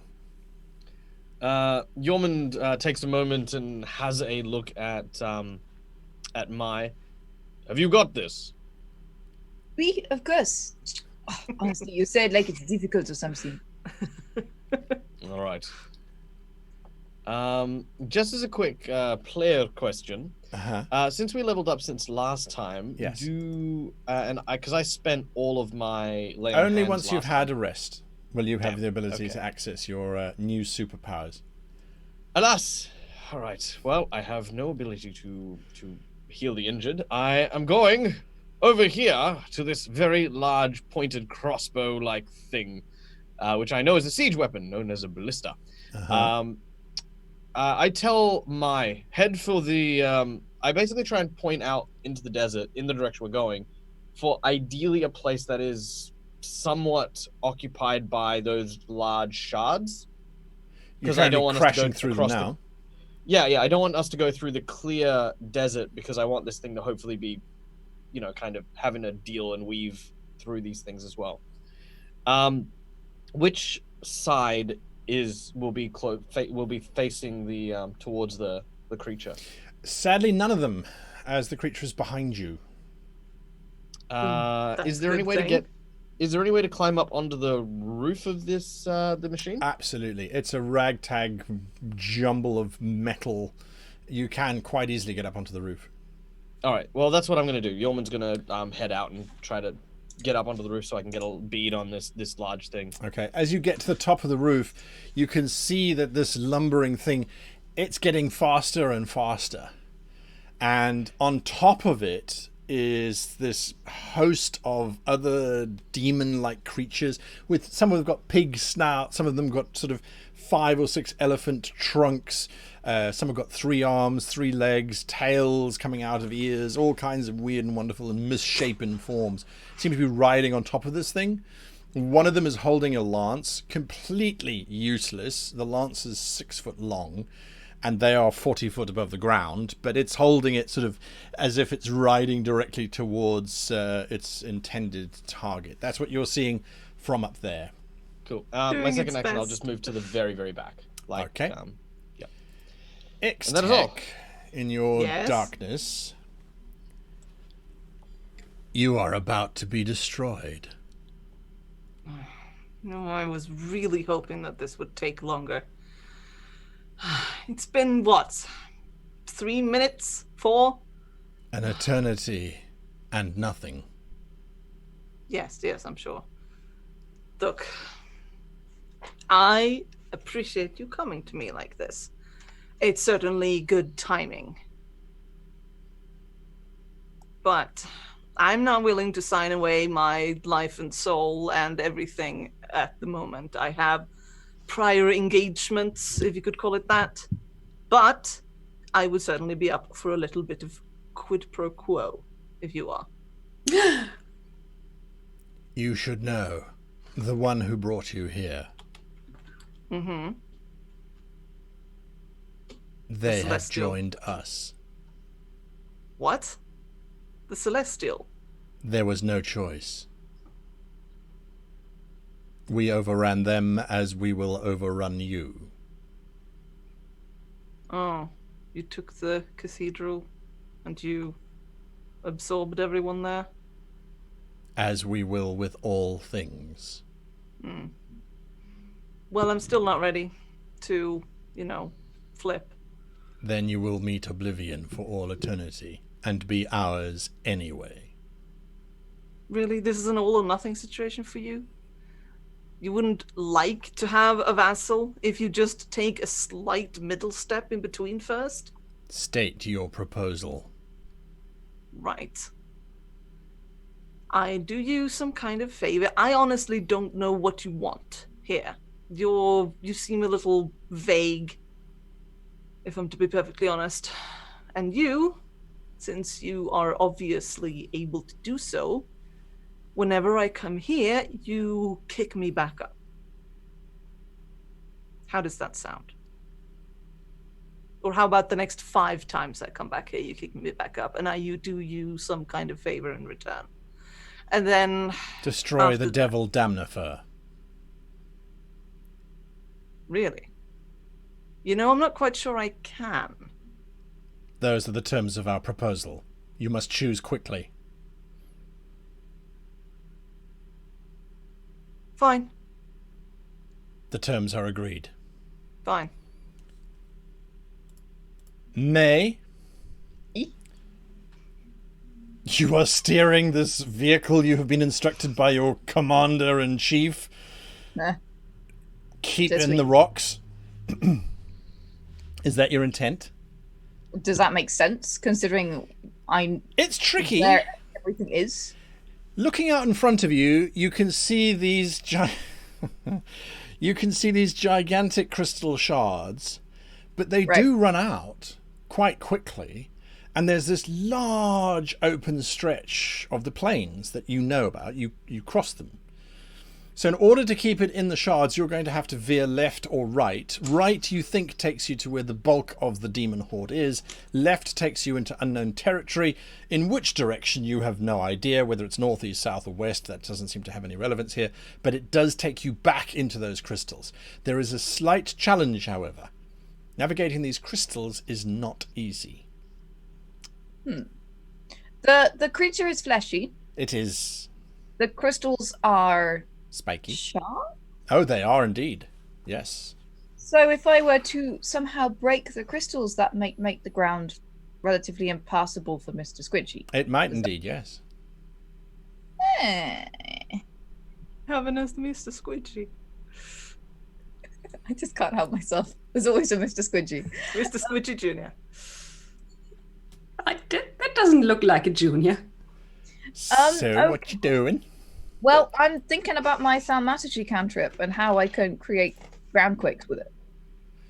You don't think that they would be your cantrip would be powerful enough to shatter one of these crystals? I mean, some of these crystals. I mean, it depends on the size of the crystal you're trying to shatter. But in order to be effective against a 60-foot high gigantic demon, you would probably have to take out one of the bigger ones, as in one of the ones that's probably the same size as this giant metal tank that you're in. Right, the cantrip's not going to do that. All right. In that case, I shout back to Mr. Beef Mitts behind me. Is there a go faster button? He sadly cannot hear you. He's outside on the roof. Oh yes, I remember getting tetanus. D'accord. In that case, I am going to go for the spiky crystals that go je ne sais quoi, but at least away from the certain death army that is behind me. Please, would you give me an acrobatics check as you veer into this spiky field? The helm is quite responsive now, you start to realise. Yeah.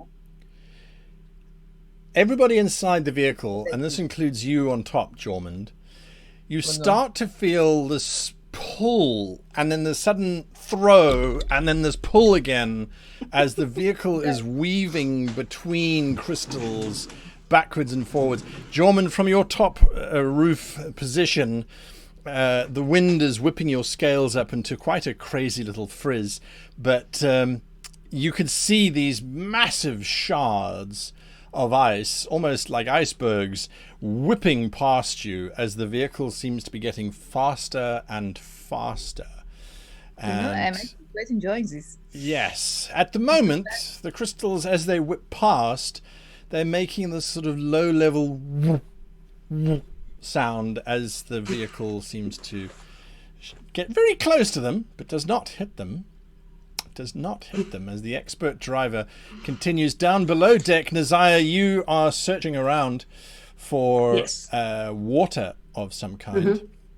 Indeed, at the back here, there are a few very crude pallets, beds, and there are some barrels, and thankfully, inside one of the barrels is what you think is water. Then I'm grabbing one of the pillowcases, whatever it is, the thing that's at the head of the bed. It was a blanket once, yeah, pillow. Yeah, thing, yeah. I drench it in whatever is in there, and then I'm going to make a little moist nest for the remains of Thorn. Aww. And wedge him there in the corner so he won't roll around next time we do something weird. Yes, Thorn? What happens to my fiery embers at this point? Probably The steam. Yeah, there's this sort of steaming, moist form. Shh. Trying to put me out. I'm going to get you to please give me a medicine check, Nazaya. This is probably not no! Or nature. No, That's this drowning. is medicine. This is a medicine Yeah, check. yeah, fair We're enough. going to see what We did happens argue here. if it was medicine or There nature. you go. Thorn, Ooh. You are doused in this substance, whatever it is. You, as you are listening to the cacti, you're like, I know what they're saying something. They're saying something, and as you work it out, the only word you hear is revenge. As your eyes creak open, and there is a very concerned Nazai. You've been restored to 2 hit points due to the tremendous efforts of Nazai to make you safe and comfortable. He's a plant. I gave him water. You did. Yeah, you did. So, Thorn, what are you doing? That isn't water. I cast Cure Wounds on myself. Hey. You immediately sort of start casting Cure Wounds on yourself. All right, restore yourself as best you can. Can I just put Cure Wounds on my token? Yes, you Does can. that work? I believe Yes. that's how it works. Yes. Okay. All right, so that's what you're doing. You restore 7 hit points to yourself. Yep. Does that mean As this happens, like I start to glow slightly with more sort of embers, and my limbs start to go.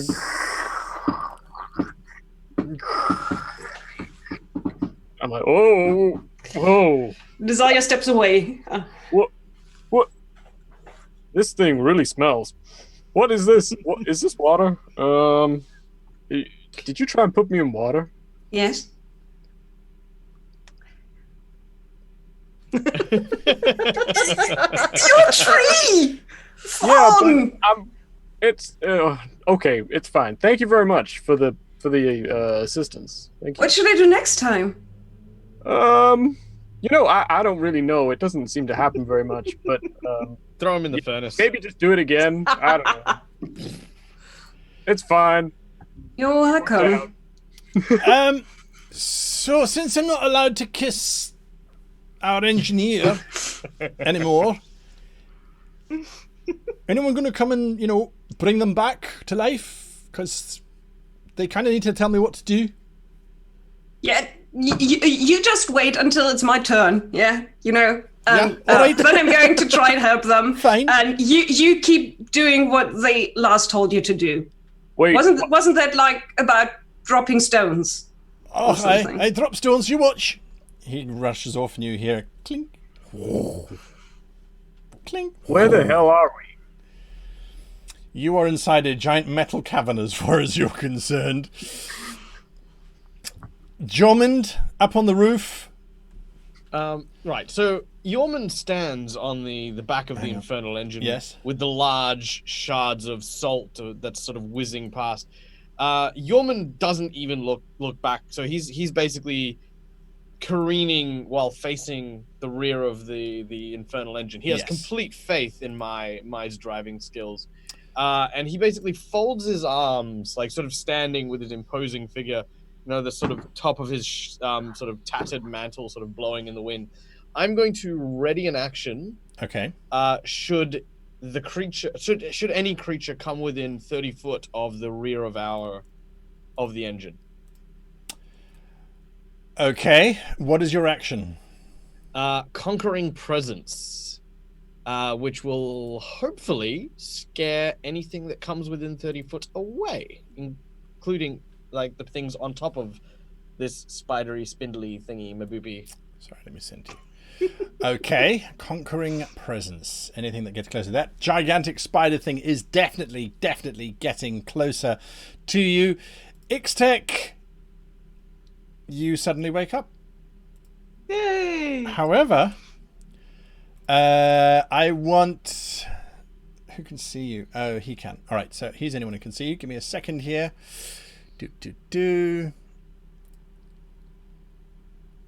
Oh!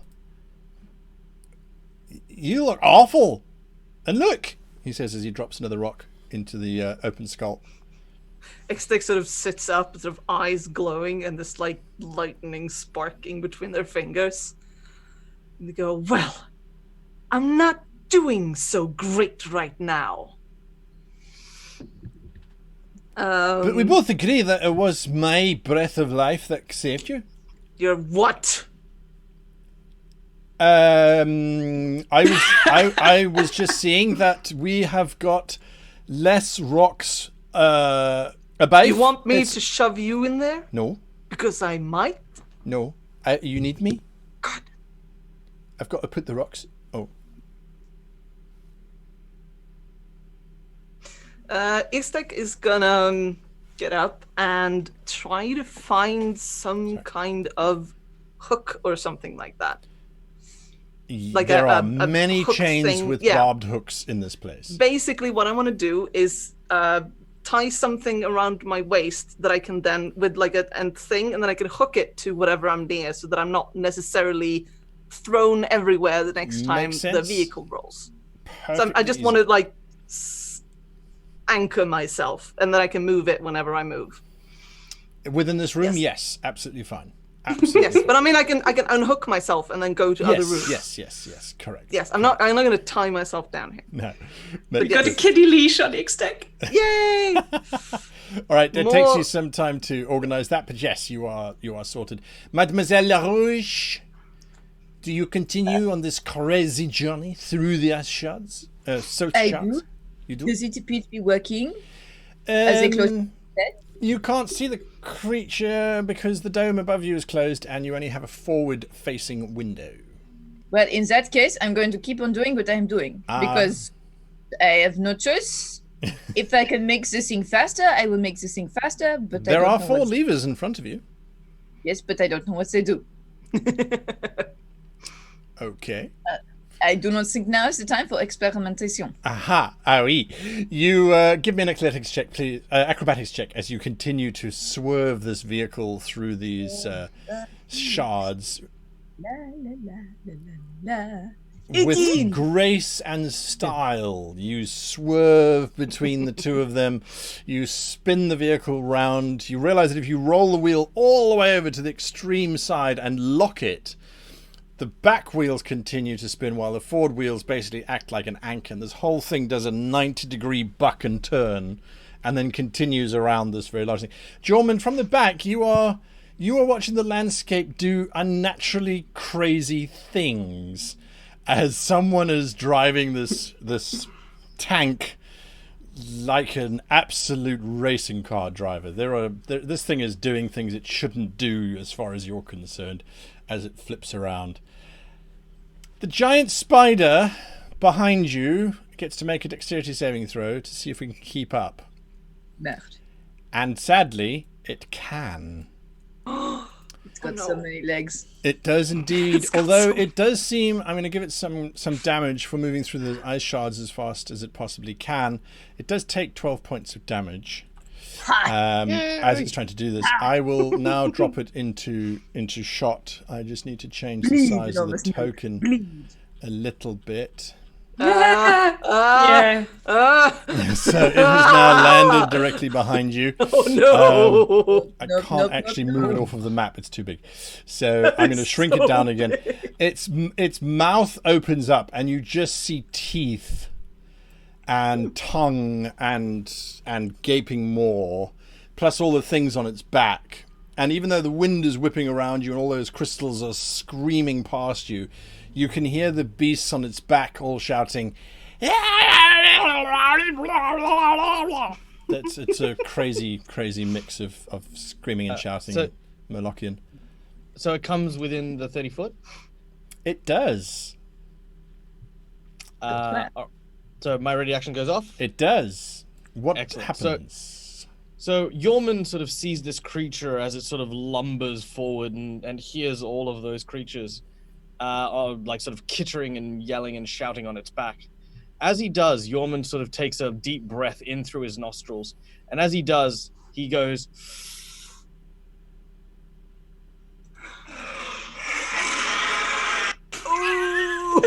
Interesting.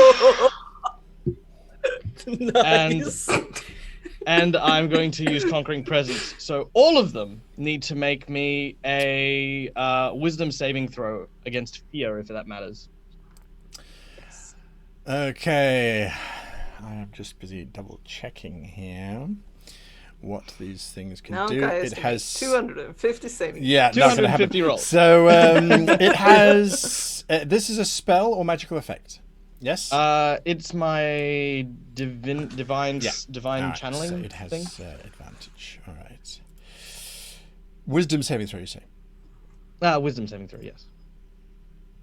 it needs to defeat a what? It needs to defeat a 12.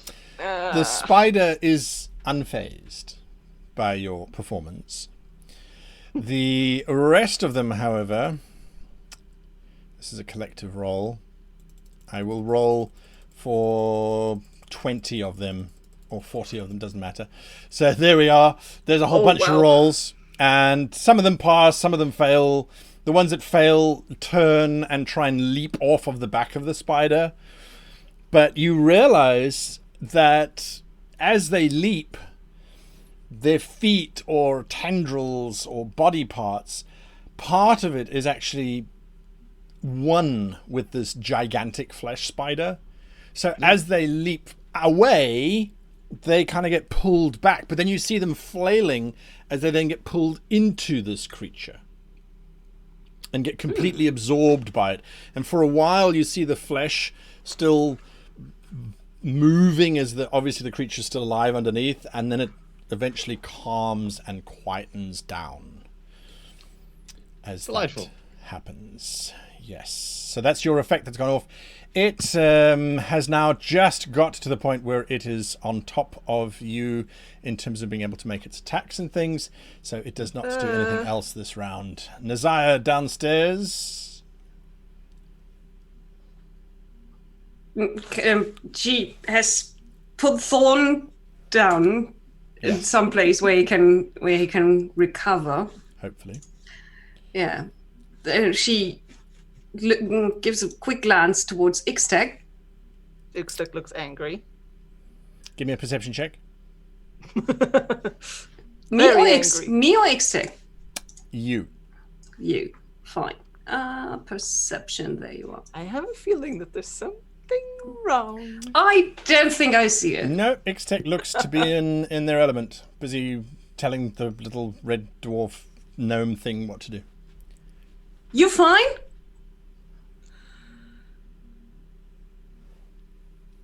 I'll take that as a yes. See her finger. Nazaya. It wasn't that finger. It was just this sort of Yeah. don't test me right now finger. Yes. Nazaya just goes, you moving, that's good. I think I'm needed up there. I heard something, and then we probably hear the screaming and gibbering and everything outside. We might, need the blasting. Right. I'll be there. I might be able to do something about this. I'll be Very good. up. Good. Then Nazaya, instead of rushing upstairs, helps Ixtec up and to the stairs. That's what I'm doing. You're gonna rush over to Ixtec? Okay. Very pleasant. Thank you. Alright, you rush over to Ixtec. I'm here. I'm just carrying half the crew around. What did you do on the mission? I carried paper. What, emotionally? No, physically. Yes. Carry the whole mission. Yes. No, Nasaya's carrying us. I'm the Hard carry. Thorn, X-carried. Where are we? Hey. inside this gigantic roaring cave of metal. What? Where are we? What the hell is going on? You want to tell him, Ixtec? We're inside the infernal machine. Right. Okay. We're escaping from the demon army. Right. Are you? And what's worse, May is steering. She'll be Can fine. I roll perception to see if Ixtec is hurt? Yes, please. Very Sorry, yes, hurt. you should have rolled perception. She's fine. Totally healthy. Couldn't be better. What? No. Oh well, whatever. Okay. She's slightly wounded. No, she's slightly wounded, but Yeah, I'm a bit wondering. yeah, it's difficult to tell. It's low light in here. It's smoky. It's grindy. There's bits of metal flaking off from the ceiling. It's not a happy environment. Okay. I guess I lumber over to where they're all standing. Okay.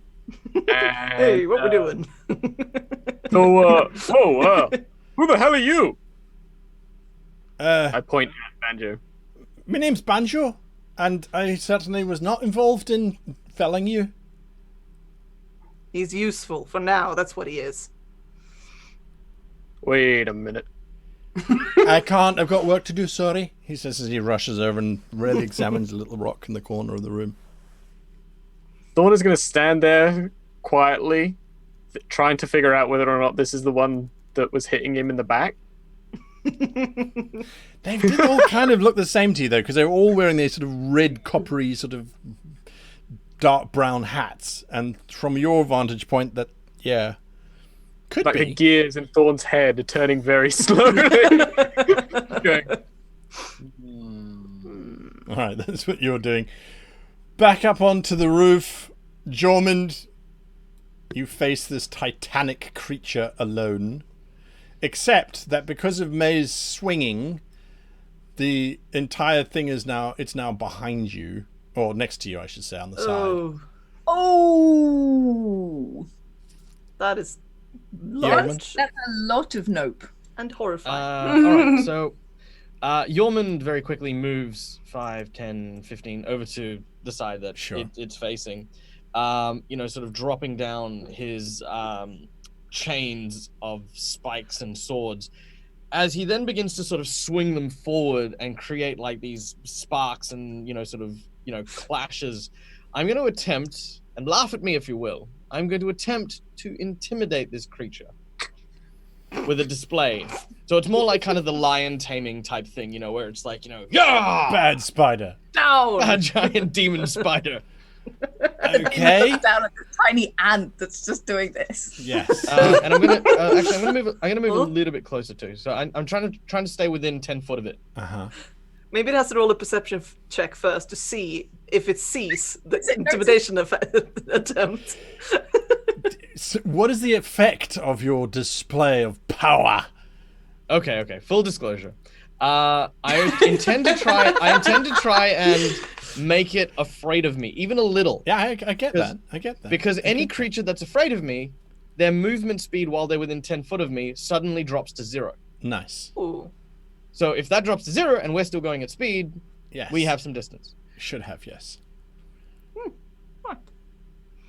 All right, so, yeah. Nope. That You know didn't- what they Nope, say nope. about spiders? They're more afraid of you than you are of them. That's what I'm hoping for. 25. Ooh. 25. Holy moly. It would probably be that. 28. Oh, For a very small Wow. moment, in its little constellation of nerve endings that constitute its brain, there was a quiver. There was a little clenching of a sphincter somewhere, but that has not resulted in an overall effect of terror. damn. A clenched spider sphincter, Yes, everyone. I'm talking about the upper sphincter of its gastrointestinal tract. Of course. Yes, of course. So yes, for a moment it doesn't do anything. You watch Jormund as you do this display, and its massive maw just opens up, easily 10 foot high. This huge mouth suddenly moves towards you. You doing anything else aside from your intimidation? You moved and you intimidated. You got Yeah, I anything moved. else? I've intimidated. I don't have any of my spells or abilities. I'm spent. I now have chains. I'm a barbarian. X-Tech, Yes. give me an Arcana check, please. Okay. There is something here you want us to notice. You notice that Banjo has been doing exactly what you told him to do. Drop magic stones into the mouth of this thing every 50 seconds or so. You also realize he has no concept of time or counting above sort of 10 or 15. So the pile of stones is almost quartered, so 3/4 down, and he has just been dropping in stones. You see him grab a stone, he drops it in. He sort of looks at Thorn, drops another stone, wanders over, grabs a stone, wanders back, looks at Thorn, drops Banjo. another stone in. The problem is not that he has been doing this. The gigantic cogs on either side of you, which you think are part of the driving force of this vehicle, are definitely spinning faster than you recall them first spinning, but they're getting to the point where they're spinning so quickly that you can see vast amounts of black smoke just burning around them. Oh no. It's difficult to tell because this entire area is smoky anyway, but Yeah. it definitely looks as if they are spinning way faster than they should have ever been spun, if you so will. That's what you're noticing. Do I think I can do anything about this? Well, with your Arcana check, it's almost as if there's too much magic now invested in this space. Mm-hmm. There must be a regulator of some kind. There has to be something, some way of discharging this energy. You're not entirely sure. Give me a perception check. Yes. Ooh. I'm on fire! You are. As you're looking around, you can see through the open door to where Thorn is standing that there are several very large harpoons, which under normal circumstances would just be dismissed as gigantic harpoons. However, from your vantage point, one of them just happens to rock over. It tilts from one side to the other as May the Mad rockets through this crystalline field. And as it does, you notice that it has arcane runes engraved upon the shaft of the harpoon, which does seem odd. Yes. Is there any way of like seeing out, or are these just firing through slits? Like, can you aim haven't them? been upstairs yet, so you're not entirely sure how you would fire these, but yes, not from down here. Yeah, no. Right, Messiah, we have to go upstairs now. And do what? You need to start firing the harpoons. Otherwise, this thing is going to start burning very quickly. It has been getting Good. warmer in here. You now realize, Nazaya. Go, go, go, go, go. Ixtec sort of rushes upstairs. Okay, you're rushing upstairs? With I'm rushing anything? upstairs. You're just going upstairs? What are you doing upstairs? I'm gonna go upstairs. I'm going to go to where I have a visual on the massive spider thing. As you come upstairs, you have a visual on the massive spider thing. Yes. Do I think that I'm somewhere where it can see me? Like, do I have to? No, I have to step you're outside, inside at right? the moment. Yes. Can I step outside? Of course you can. Out onto the Yes. landing next to the giant ballista? Yes. Absolutely. That's what I you're want doing? to just Yeah? throw something at it. Although maybe I'd have to do that next turn. I'm gonna need to do a lot of things here. Yeah. May, Yeah, that's fine. you are driving along. You can see out the door. There's stuff going on, but you can't really see where the spider is. D'accord. You can That makes- continue on your journey, but you realize, because you're driving so well, that either you're going to circle back now from where you came in order to Right. stay in these shards of salt, or you are going to break out onto the open salt plain. It's just not big enough for you to continue staying in here without basically doing a 90 degree. You realize now another 90 degree puts you almost back on the same route that you took escaping from Fort Knucklebone. And I don't have wing mirrors on this thing. Sadly not yet invented. No. And besides, this is Avernus. Why would you have wing mirrors unless they were, reversed and objects in the mirror are smaller than they actually are? Right, that would be comforting right That now. would be, yes. I wouldn't mind that. I am going away. I am going away. Away is the direction that I am going. I'm going to continue to go away. All right. As You're I drive driving. forward. You realize. So I'm actually going to get you to make that roll again, if you please, Oh yeah, that goes. because you realize that this vehicle, it's going faster than it was last round, like significantly faster. But smoke is now starting to billow out underneath your feet from a grating, and this weird burning smell kind of smells like outside, but it smells fresher, if one could describe it as that. Outside, but new. Yeah. So please give me your acrobatics check with disadvantage. Oh no, I don't want to do that. Please don't make me do this. Not bad at all. Not bad at all. The And the vehicle. right one to be driving this machine. Yeah. The vehicle, you're pulling hard, you tug left, you tug right. You do clip one of these salt structures.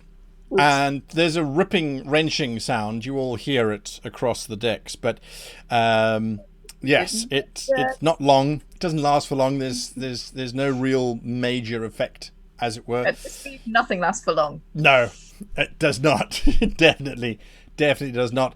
The creature looks at you, Jormund, and then it makes a single attack against you. Beep. This massive, meaty arm swings out and hits you. Ow. You take 10 points of damage. Okay. But Could be as worse. it slaps against you, dozens of hands extend from the meaty part and just grip you. You are now officially grappled. Oh no! No. Oh as no, it that's does that. bad. Its other arm, it has not... you're not sure what it's seen because it has eyes everywhere. Its other forearm, so now it's only running forward on 6 legs, its other forearm just slams into the side, or it tries to slam into the side anyway, of the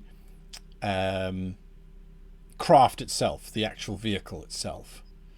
And it hits, I believe, let me just double check. I really should have that up. Its armor class, no. It bashes against the side of it. You all hear this incredible impact. Very different from the salt crystals, which was a ripping sound. This is more like a definite whumping, whacking sound, but it fails to deal any damage against the entire thing. The creature itself, because of May's amazing running skills and powers, it fails its dexterity check as it is busy running next to the craft. Jormund, you watch with delight as you see it's busy sort of loping to keep up with the vehicle. It's busy smacking at it. It's busy attacking it. Then there's a shriek as one of these large salt crystals just pierces its underside, ripping it open. Ooh. And I think, Janet, you can roll for me. Please, would you roll 60-10 damage as one of these salt crystals guts this beast? I will roll that for you. I don't mind doing that. I'm very glad that you're good at driving these things. Okay, I can do that. Wait, I got 5 or I've got 10? You got what did I say? 5? You said 6. 6. So why do you ask if you got 5 or 10? Because when I right click on it, Fantasy Ground I gives me see. the option of 5 or 10. No, so just was left 5. click on it. So pick it up. Pick it up. And then right click 4 times. 5 times. Magic. It's not magic. Grounds, it's ladies and gentlemen. Okay, and I'm dropping practical. this on. Oh, he's got a name. Yes, but you can just drop it into because if you drop it on him, it won't mean anything. So No, drop I it noticed that. into the chat I box. did that twice already.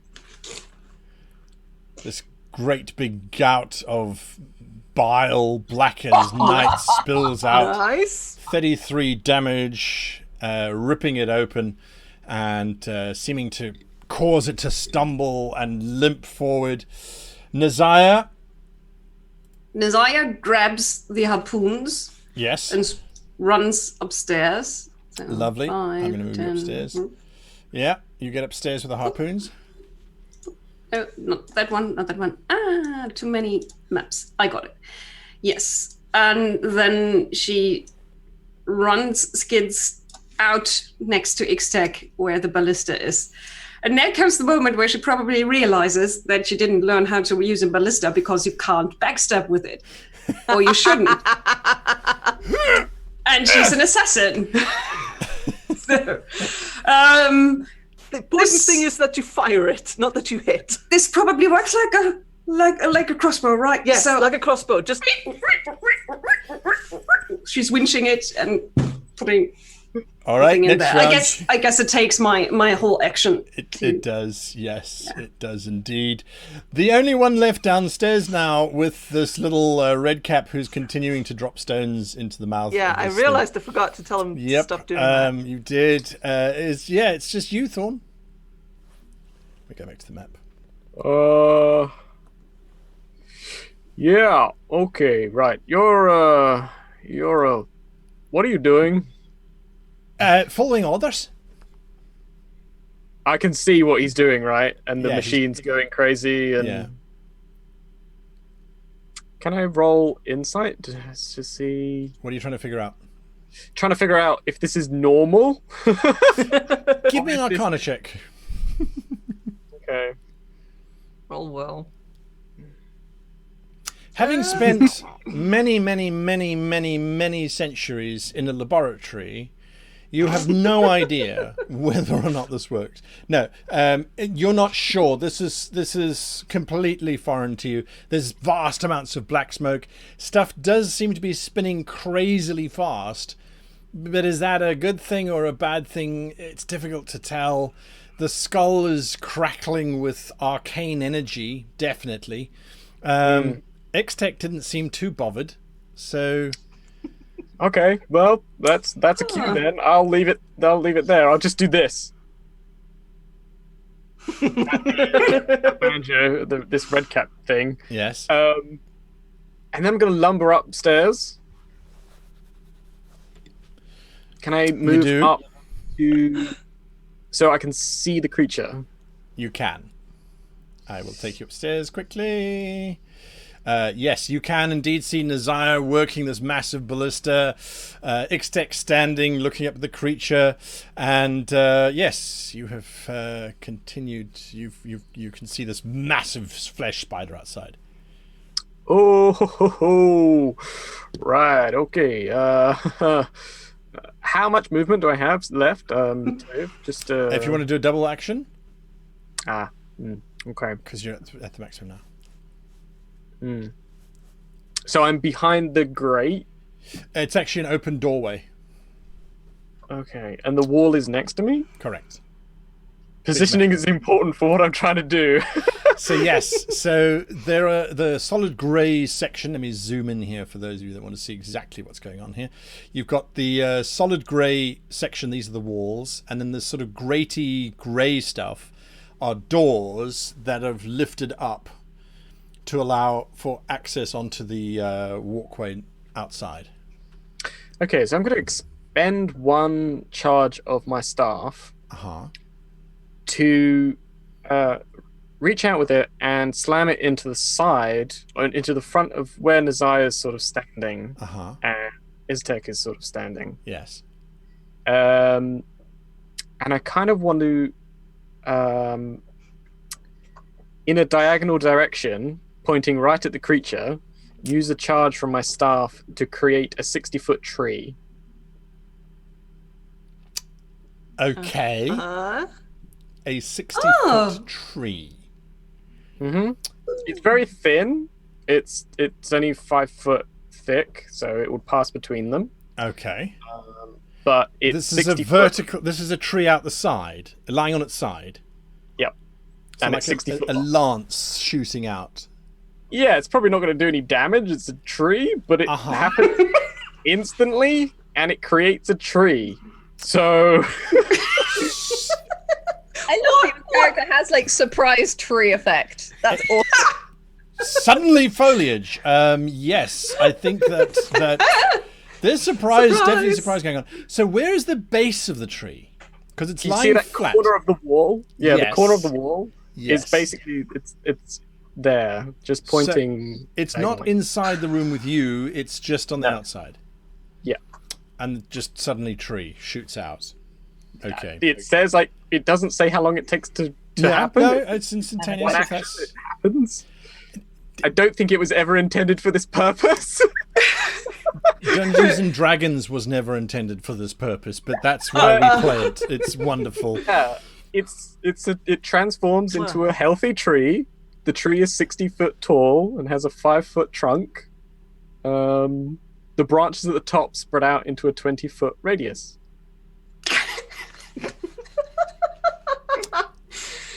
fast are we going right now? Yes. No, I am doing all kinds of calculations in my head. It doesn't describe the type of tree. Nope. So it's not a poplar or a birch or an ash. No. Or an oak. Is it large? Well, I asked this question, and I hate to geek out here, but it actually determines the weight of the tree. Yes, of course. Poplars are very light, whereas oak are very heavy. So you got this 60-foot tree of a 5-foot radius trunk or diameter. Diameter. Diameter. All right. Now that's absolutely fine. Okay. Fantastic. This mega tree shoots out. I'm going to give you give me an intelligence check. No, wait. I changed my mind. Give me a nature check. This is going to lever us off this balcony. Oh, this is going to cause all sorts of chaos and mayhem. So give me a nature check to aim your tree. I got a 6. Badly, apparently, is the direction that you aim it in. It's like, and grow! And so it grows.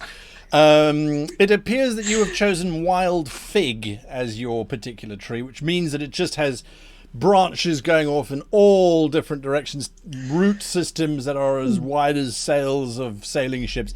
This mega tree just expands outwards. I need Ixtec and Nazaya. I need you both to please give me dexterity saving throws as Bushius Maximus suddenly grows. Oh, well, Nazaya's fine. That was in I'm fine. Nazaya is absolutely fine. Holy Nazaya gets a natural 20 there. Ixtec gets a 13. Nazaya, are you going to make an acrobatics check to see if you can catch Ixtec? Absolutely. All right. I imagine this kind of being like it's slightly slapsticky as Nazaya bends down to inspect how this thing is working. Tree goes like and Ixtec goes, what? When Nazaya tries to grab onto Ixtec. Acrobatics, Grab my you said. chain, Yeah, acrobatics check. my safety chain. Well, 12 is enough. yeah. Yeah, don't die. You do grab Ixtec's safety chain. Yes. I grab Ixtec's kitty leash and hold them back in. That is what? Ixtec, you need to give me a perception check, please, as you're dangling over the side of this vehicle, these massive metal wheels throwing up bits of ice crystal in all directions. The back wheel, you're fairly certain should be doing what the front wheel is doing, which is just rotating over and over and over in a nice steady fashion. The back wheel is doing this as it's spinning around and around and around and around in circles, getting faster and faster and faster. Oh no. The tree does its thing. It shoots out. There is a gigantic creature which is going to make a dexterity saving throw with disadvantage as tree. Suddenly tree, it completely fails. Jormund, you watch as these arms and flesh legs and things just suddenly come a cropper as bits of old wild fig splinter and shatter around it and in it and on it, in all different directions. I'm going to say, Kaora, you can roll 7d10 damage. The tree is also counts as magical. It's because it's creating the transmutation magic, so it exerts. It hurts everything. It does hurt everything. 7d10. That in the book, how much damage tree does? No. Sudden magical tree. Is that in Descent into Avernus? Oddly enough, they didn't include a death by tree in Avernus'. And is this only damage for a fig tree? I mean, what happens? Yeah, no. Yeah, If it was a poplar, it would be far less, but you get nice paper out of it. Yeah. What about a fir tree? Would that have been Pointier. Never Would have mind. been more Pointier, Nancy. but warmer. Yeah. So Next Anyway, supplement this- by Guy will be First- things you never thought would be a weapon, Yes. but you need to roll damage anyway. What happens when you breathe in a player? What- What happens Trees when and you frying attack pans. somebody with a tree? Yes. What type of tree? This is all important. Now, Roll for May. tree. I don't even know where the initiative is anymore. It's gone all over the place. It's just lost. May, I need you to give me a dexterity saving throw, please, because suddenly there is an extra 23 tons of tree hanging out the side of your vehicle. I'm Yeah. sorry. So there's been a lot of drama on that side, There and I'm has assuming been. when I heard the thwomp, Yes. I could tell that which side it came from. So on this Yes. turn, I'm going to be turning diagonally away from where all the drama is coming from. But I will give you that dexterity saving throw first to see if I am still standing up to do that. Agent Boom. of chaos. Oh, that was just a dexterity check. Sorry. Yeah. That was wrong. That was wrong. Okay. That was That's correct. better. Ooh. Okay, you are still indeed standing. You got the wheel. counter for sudden tree. I'm just going to do a quick little check here. There is, however, a matter of physics in play, for lack of a better word. The vehicle, you pull hard to the right to counterbalance for this tree bouncing off of the side of the vehicle and disappearing into this collection of fleshy monsterousness. It does not have enough strength to resist suddenly getting half a tree or 10 foot of tree onto it and then ripped off and away from it. So there is, for a moment, Thorn, Nazaya, and Ixtec, you watch as the back of the tree takes out this large chunk of rooftop. Jormund, you are watching this whole thing just play out beneath you. And then you realize the back of the tree, which has now been wrapped up in the legs of that flesh beast, has effectively become fulcrumed off of its foreleg and spun out underneath you, and it rips through the bottom half of this wall that you are standing on. Oh no. That we're all standing on. Yes, it rips out, you can't see it because it's in black, but it rips out this whole chunk of wall here. I need a dexterity saving throw from you, please. From everyone? No, just from Jormund at the moment. What are you doing to my new toy? You're still Terrible dangling thing. from the side, Ixtec. Yeah. Yeah. Oh, I'm waiting for my turn. Like 19. a pro, you sidestep as your vehicle is sideswiped by tree. That was Thorn's turn.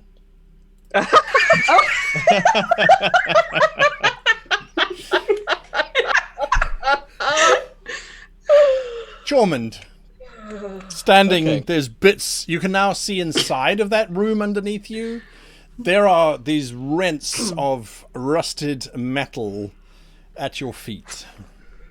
Okay, so to get a good scope around what's occurring at the moment, there is a large 60-foot tree angled, I'd say, diagonally backwards towards the aft of our ship, which has crashed into the rear cabin of the upper deck. It's completely entangled. With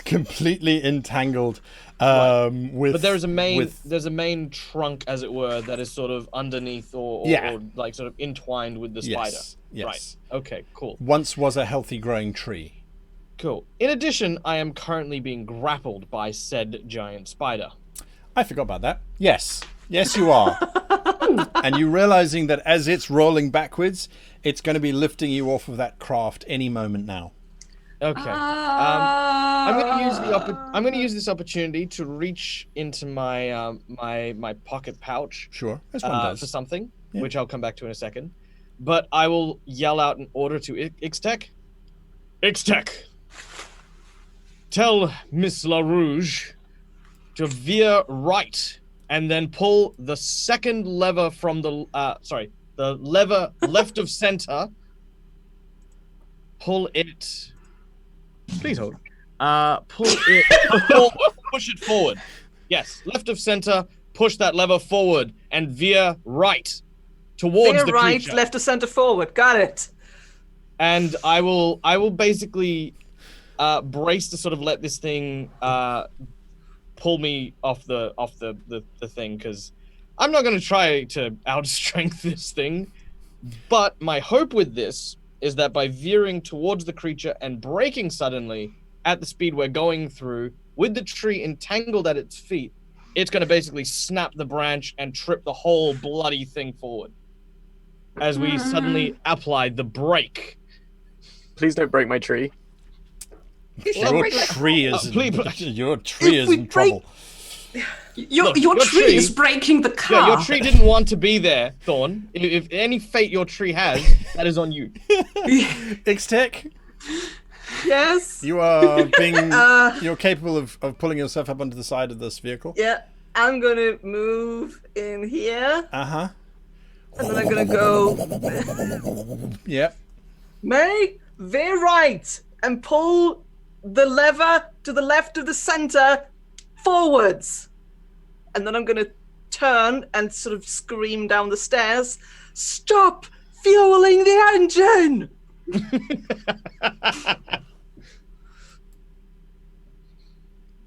Hi! Ooh. It's what you hear from downstairs. All right. You do anything else?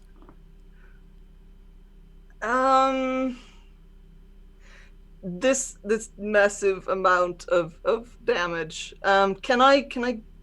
Are there any other of these arcane ballista things? Just the ones that Around. Nazaya brought up. Yeah. Okay. I'm not sure. I'm gonna head back downstairs and see how much damage this new hole has done, and if I can do anything about that. All right. I will come back to you as you go downstairs. This entire lower section is now covered in black smoke. It's becoming difficult to breathe down here. Yep. Mademoiselle Lange. Wait. What do you do, madame? I have my wheel. Uh-huh. I look at the levers in front of me. I oui. go. D'accord. Boom! Which one do you pull? Yeah, right. So the one to the left of the center, that is to say, Uh-huh. the second one from the left, Uh-huh. for there are four. Sure. So I push it forwards, as I have been told to do, and I steer right, as I have been instructed. I'm assuming that Jormund, who couldn't steer this thing in the right direction before, knows what he's doing. Who almost mashed me, knows what he's doing. Who created an extra window in the stable with the back end of this machine, knows what he's doing. So Figuring out. what I am told. So you are pushing it forward. That's what I was told to do. Jormund, what do you expect this lever to do when you push it forward? Apply the brakes. Right. So turn the brakes on. Whilst turning a vehicle hard right. Oh, we're going to We're Tokyo scared. Drift, a war machine. Oh, well, I mean, I didn't expect it. Well, because That's the one creatures- option. That's Well, because one the creatures option. there. Sunglasses I mean, on. admittedly, I didn't express how hard, right? Yes. But I yes, there was expected it to that. sort of more was hit that. flush That- against that- the creature before Well- braking, rather than the 90-degree turn before, Yeah, let's see what happens. Let's see what Yeah, happens. yeah, yeah. I mean, maybe it will, maybe it won't. Who knows? Mademoiselle She can't see the Larouge, creature, can would she? you please give me an acrobatics check? You pulled hard right first, then pulled the lever. What? I did that. That is true. All right. As you pull hard right, there is a loud, grating, screeching sound, as this device was not meant to do 90-degree turns. But you hold it steady without too much of a problem. Its back wheel We need that. Oh, somehow rolls in alignment for a moment with this entire thing turning. You then apply the brakes. Like driving an infernal shopping trolley. It is. It really is. Hanging onto the side. You- I don't know what's happening. You apply the brakes, and down below deck, Ixtech, you watch as those massively spinning things which are belching out black smoke, these large metal clamps suddenly just push down on them. oh. And there is this moment where the entire vehicle stops dead. I took the hook and I just hooked myself on. Well, that's what your spiritual self is really wanting to do roundabout now. It's really wanting to do that right now. Unfortunately, or fortunately, you're not sure, it doesn't.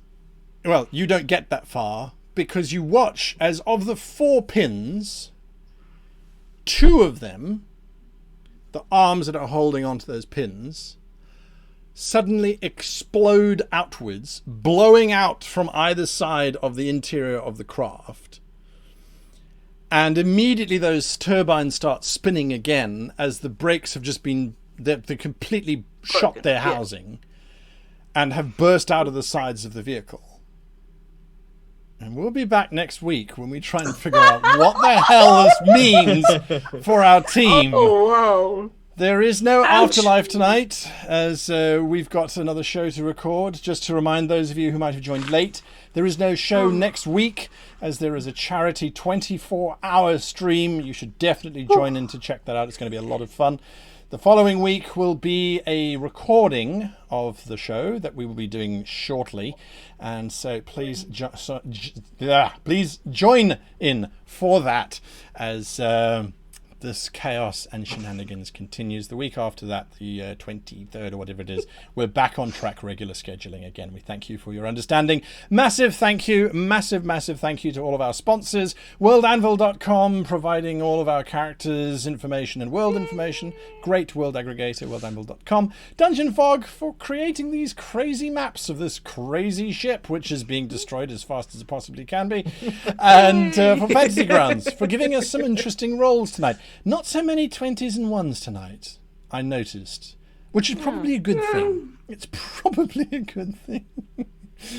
Anyway, we thank all of our sponsors and, of course, Dungeons & Dragons for enabling us to do this in the first place and commissioning us for Season 2. Big thank you to them.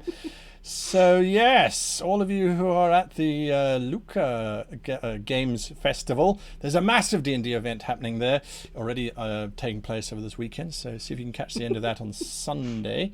But anyway, until next week, or the week after, I should say, from all of us, thank you for watching. Of course, thank you to my players.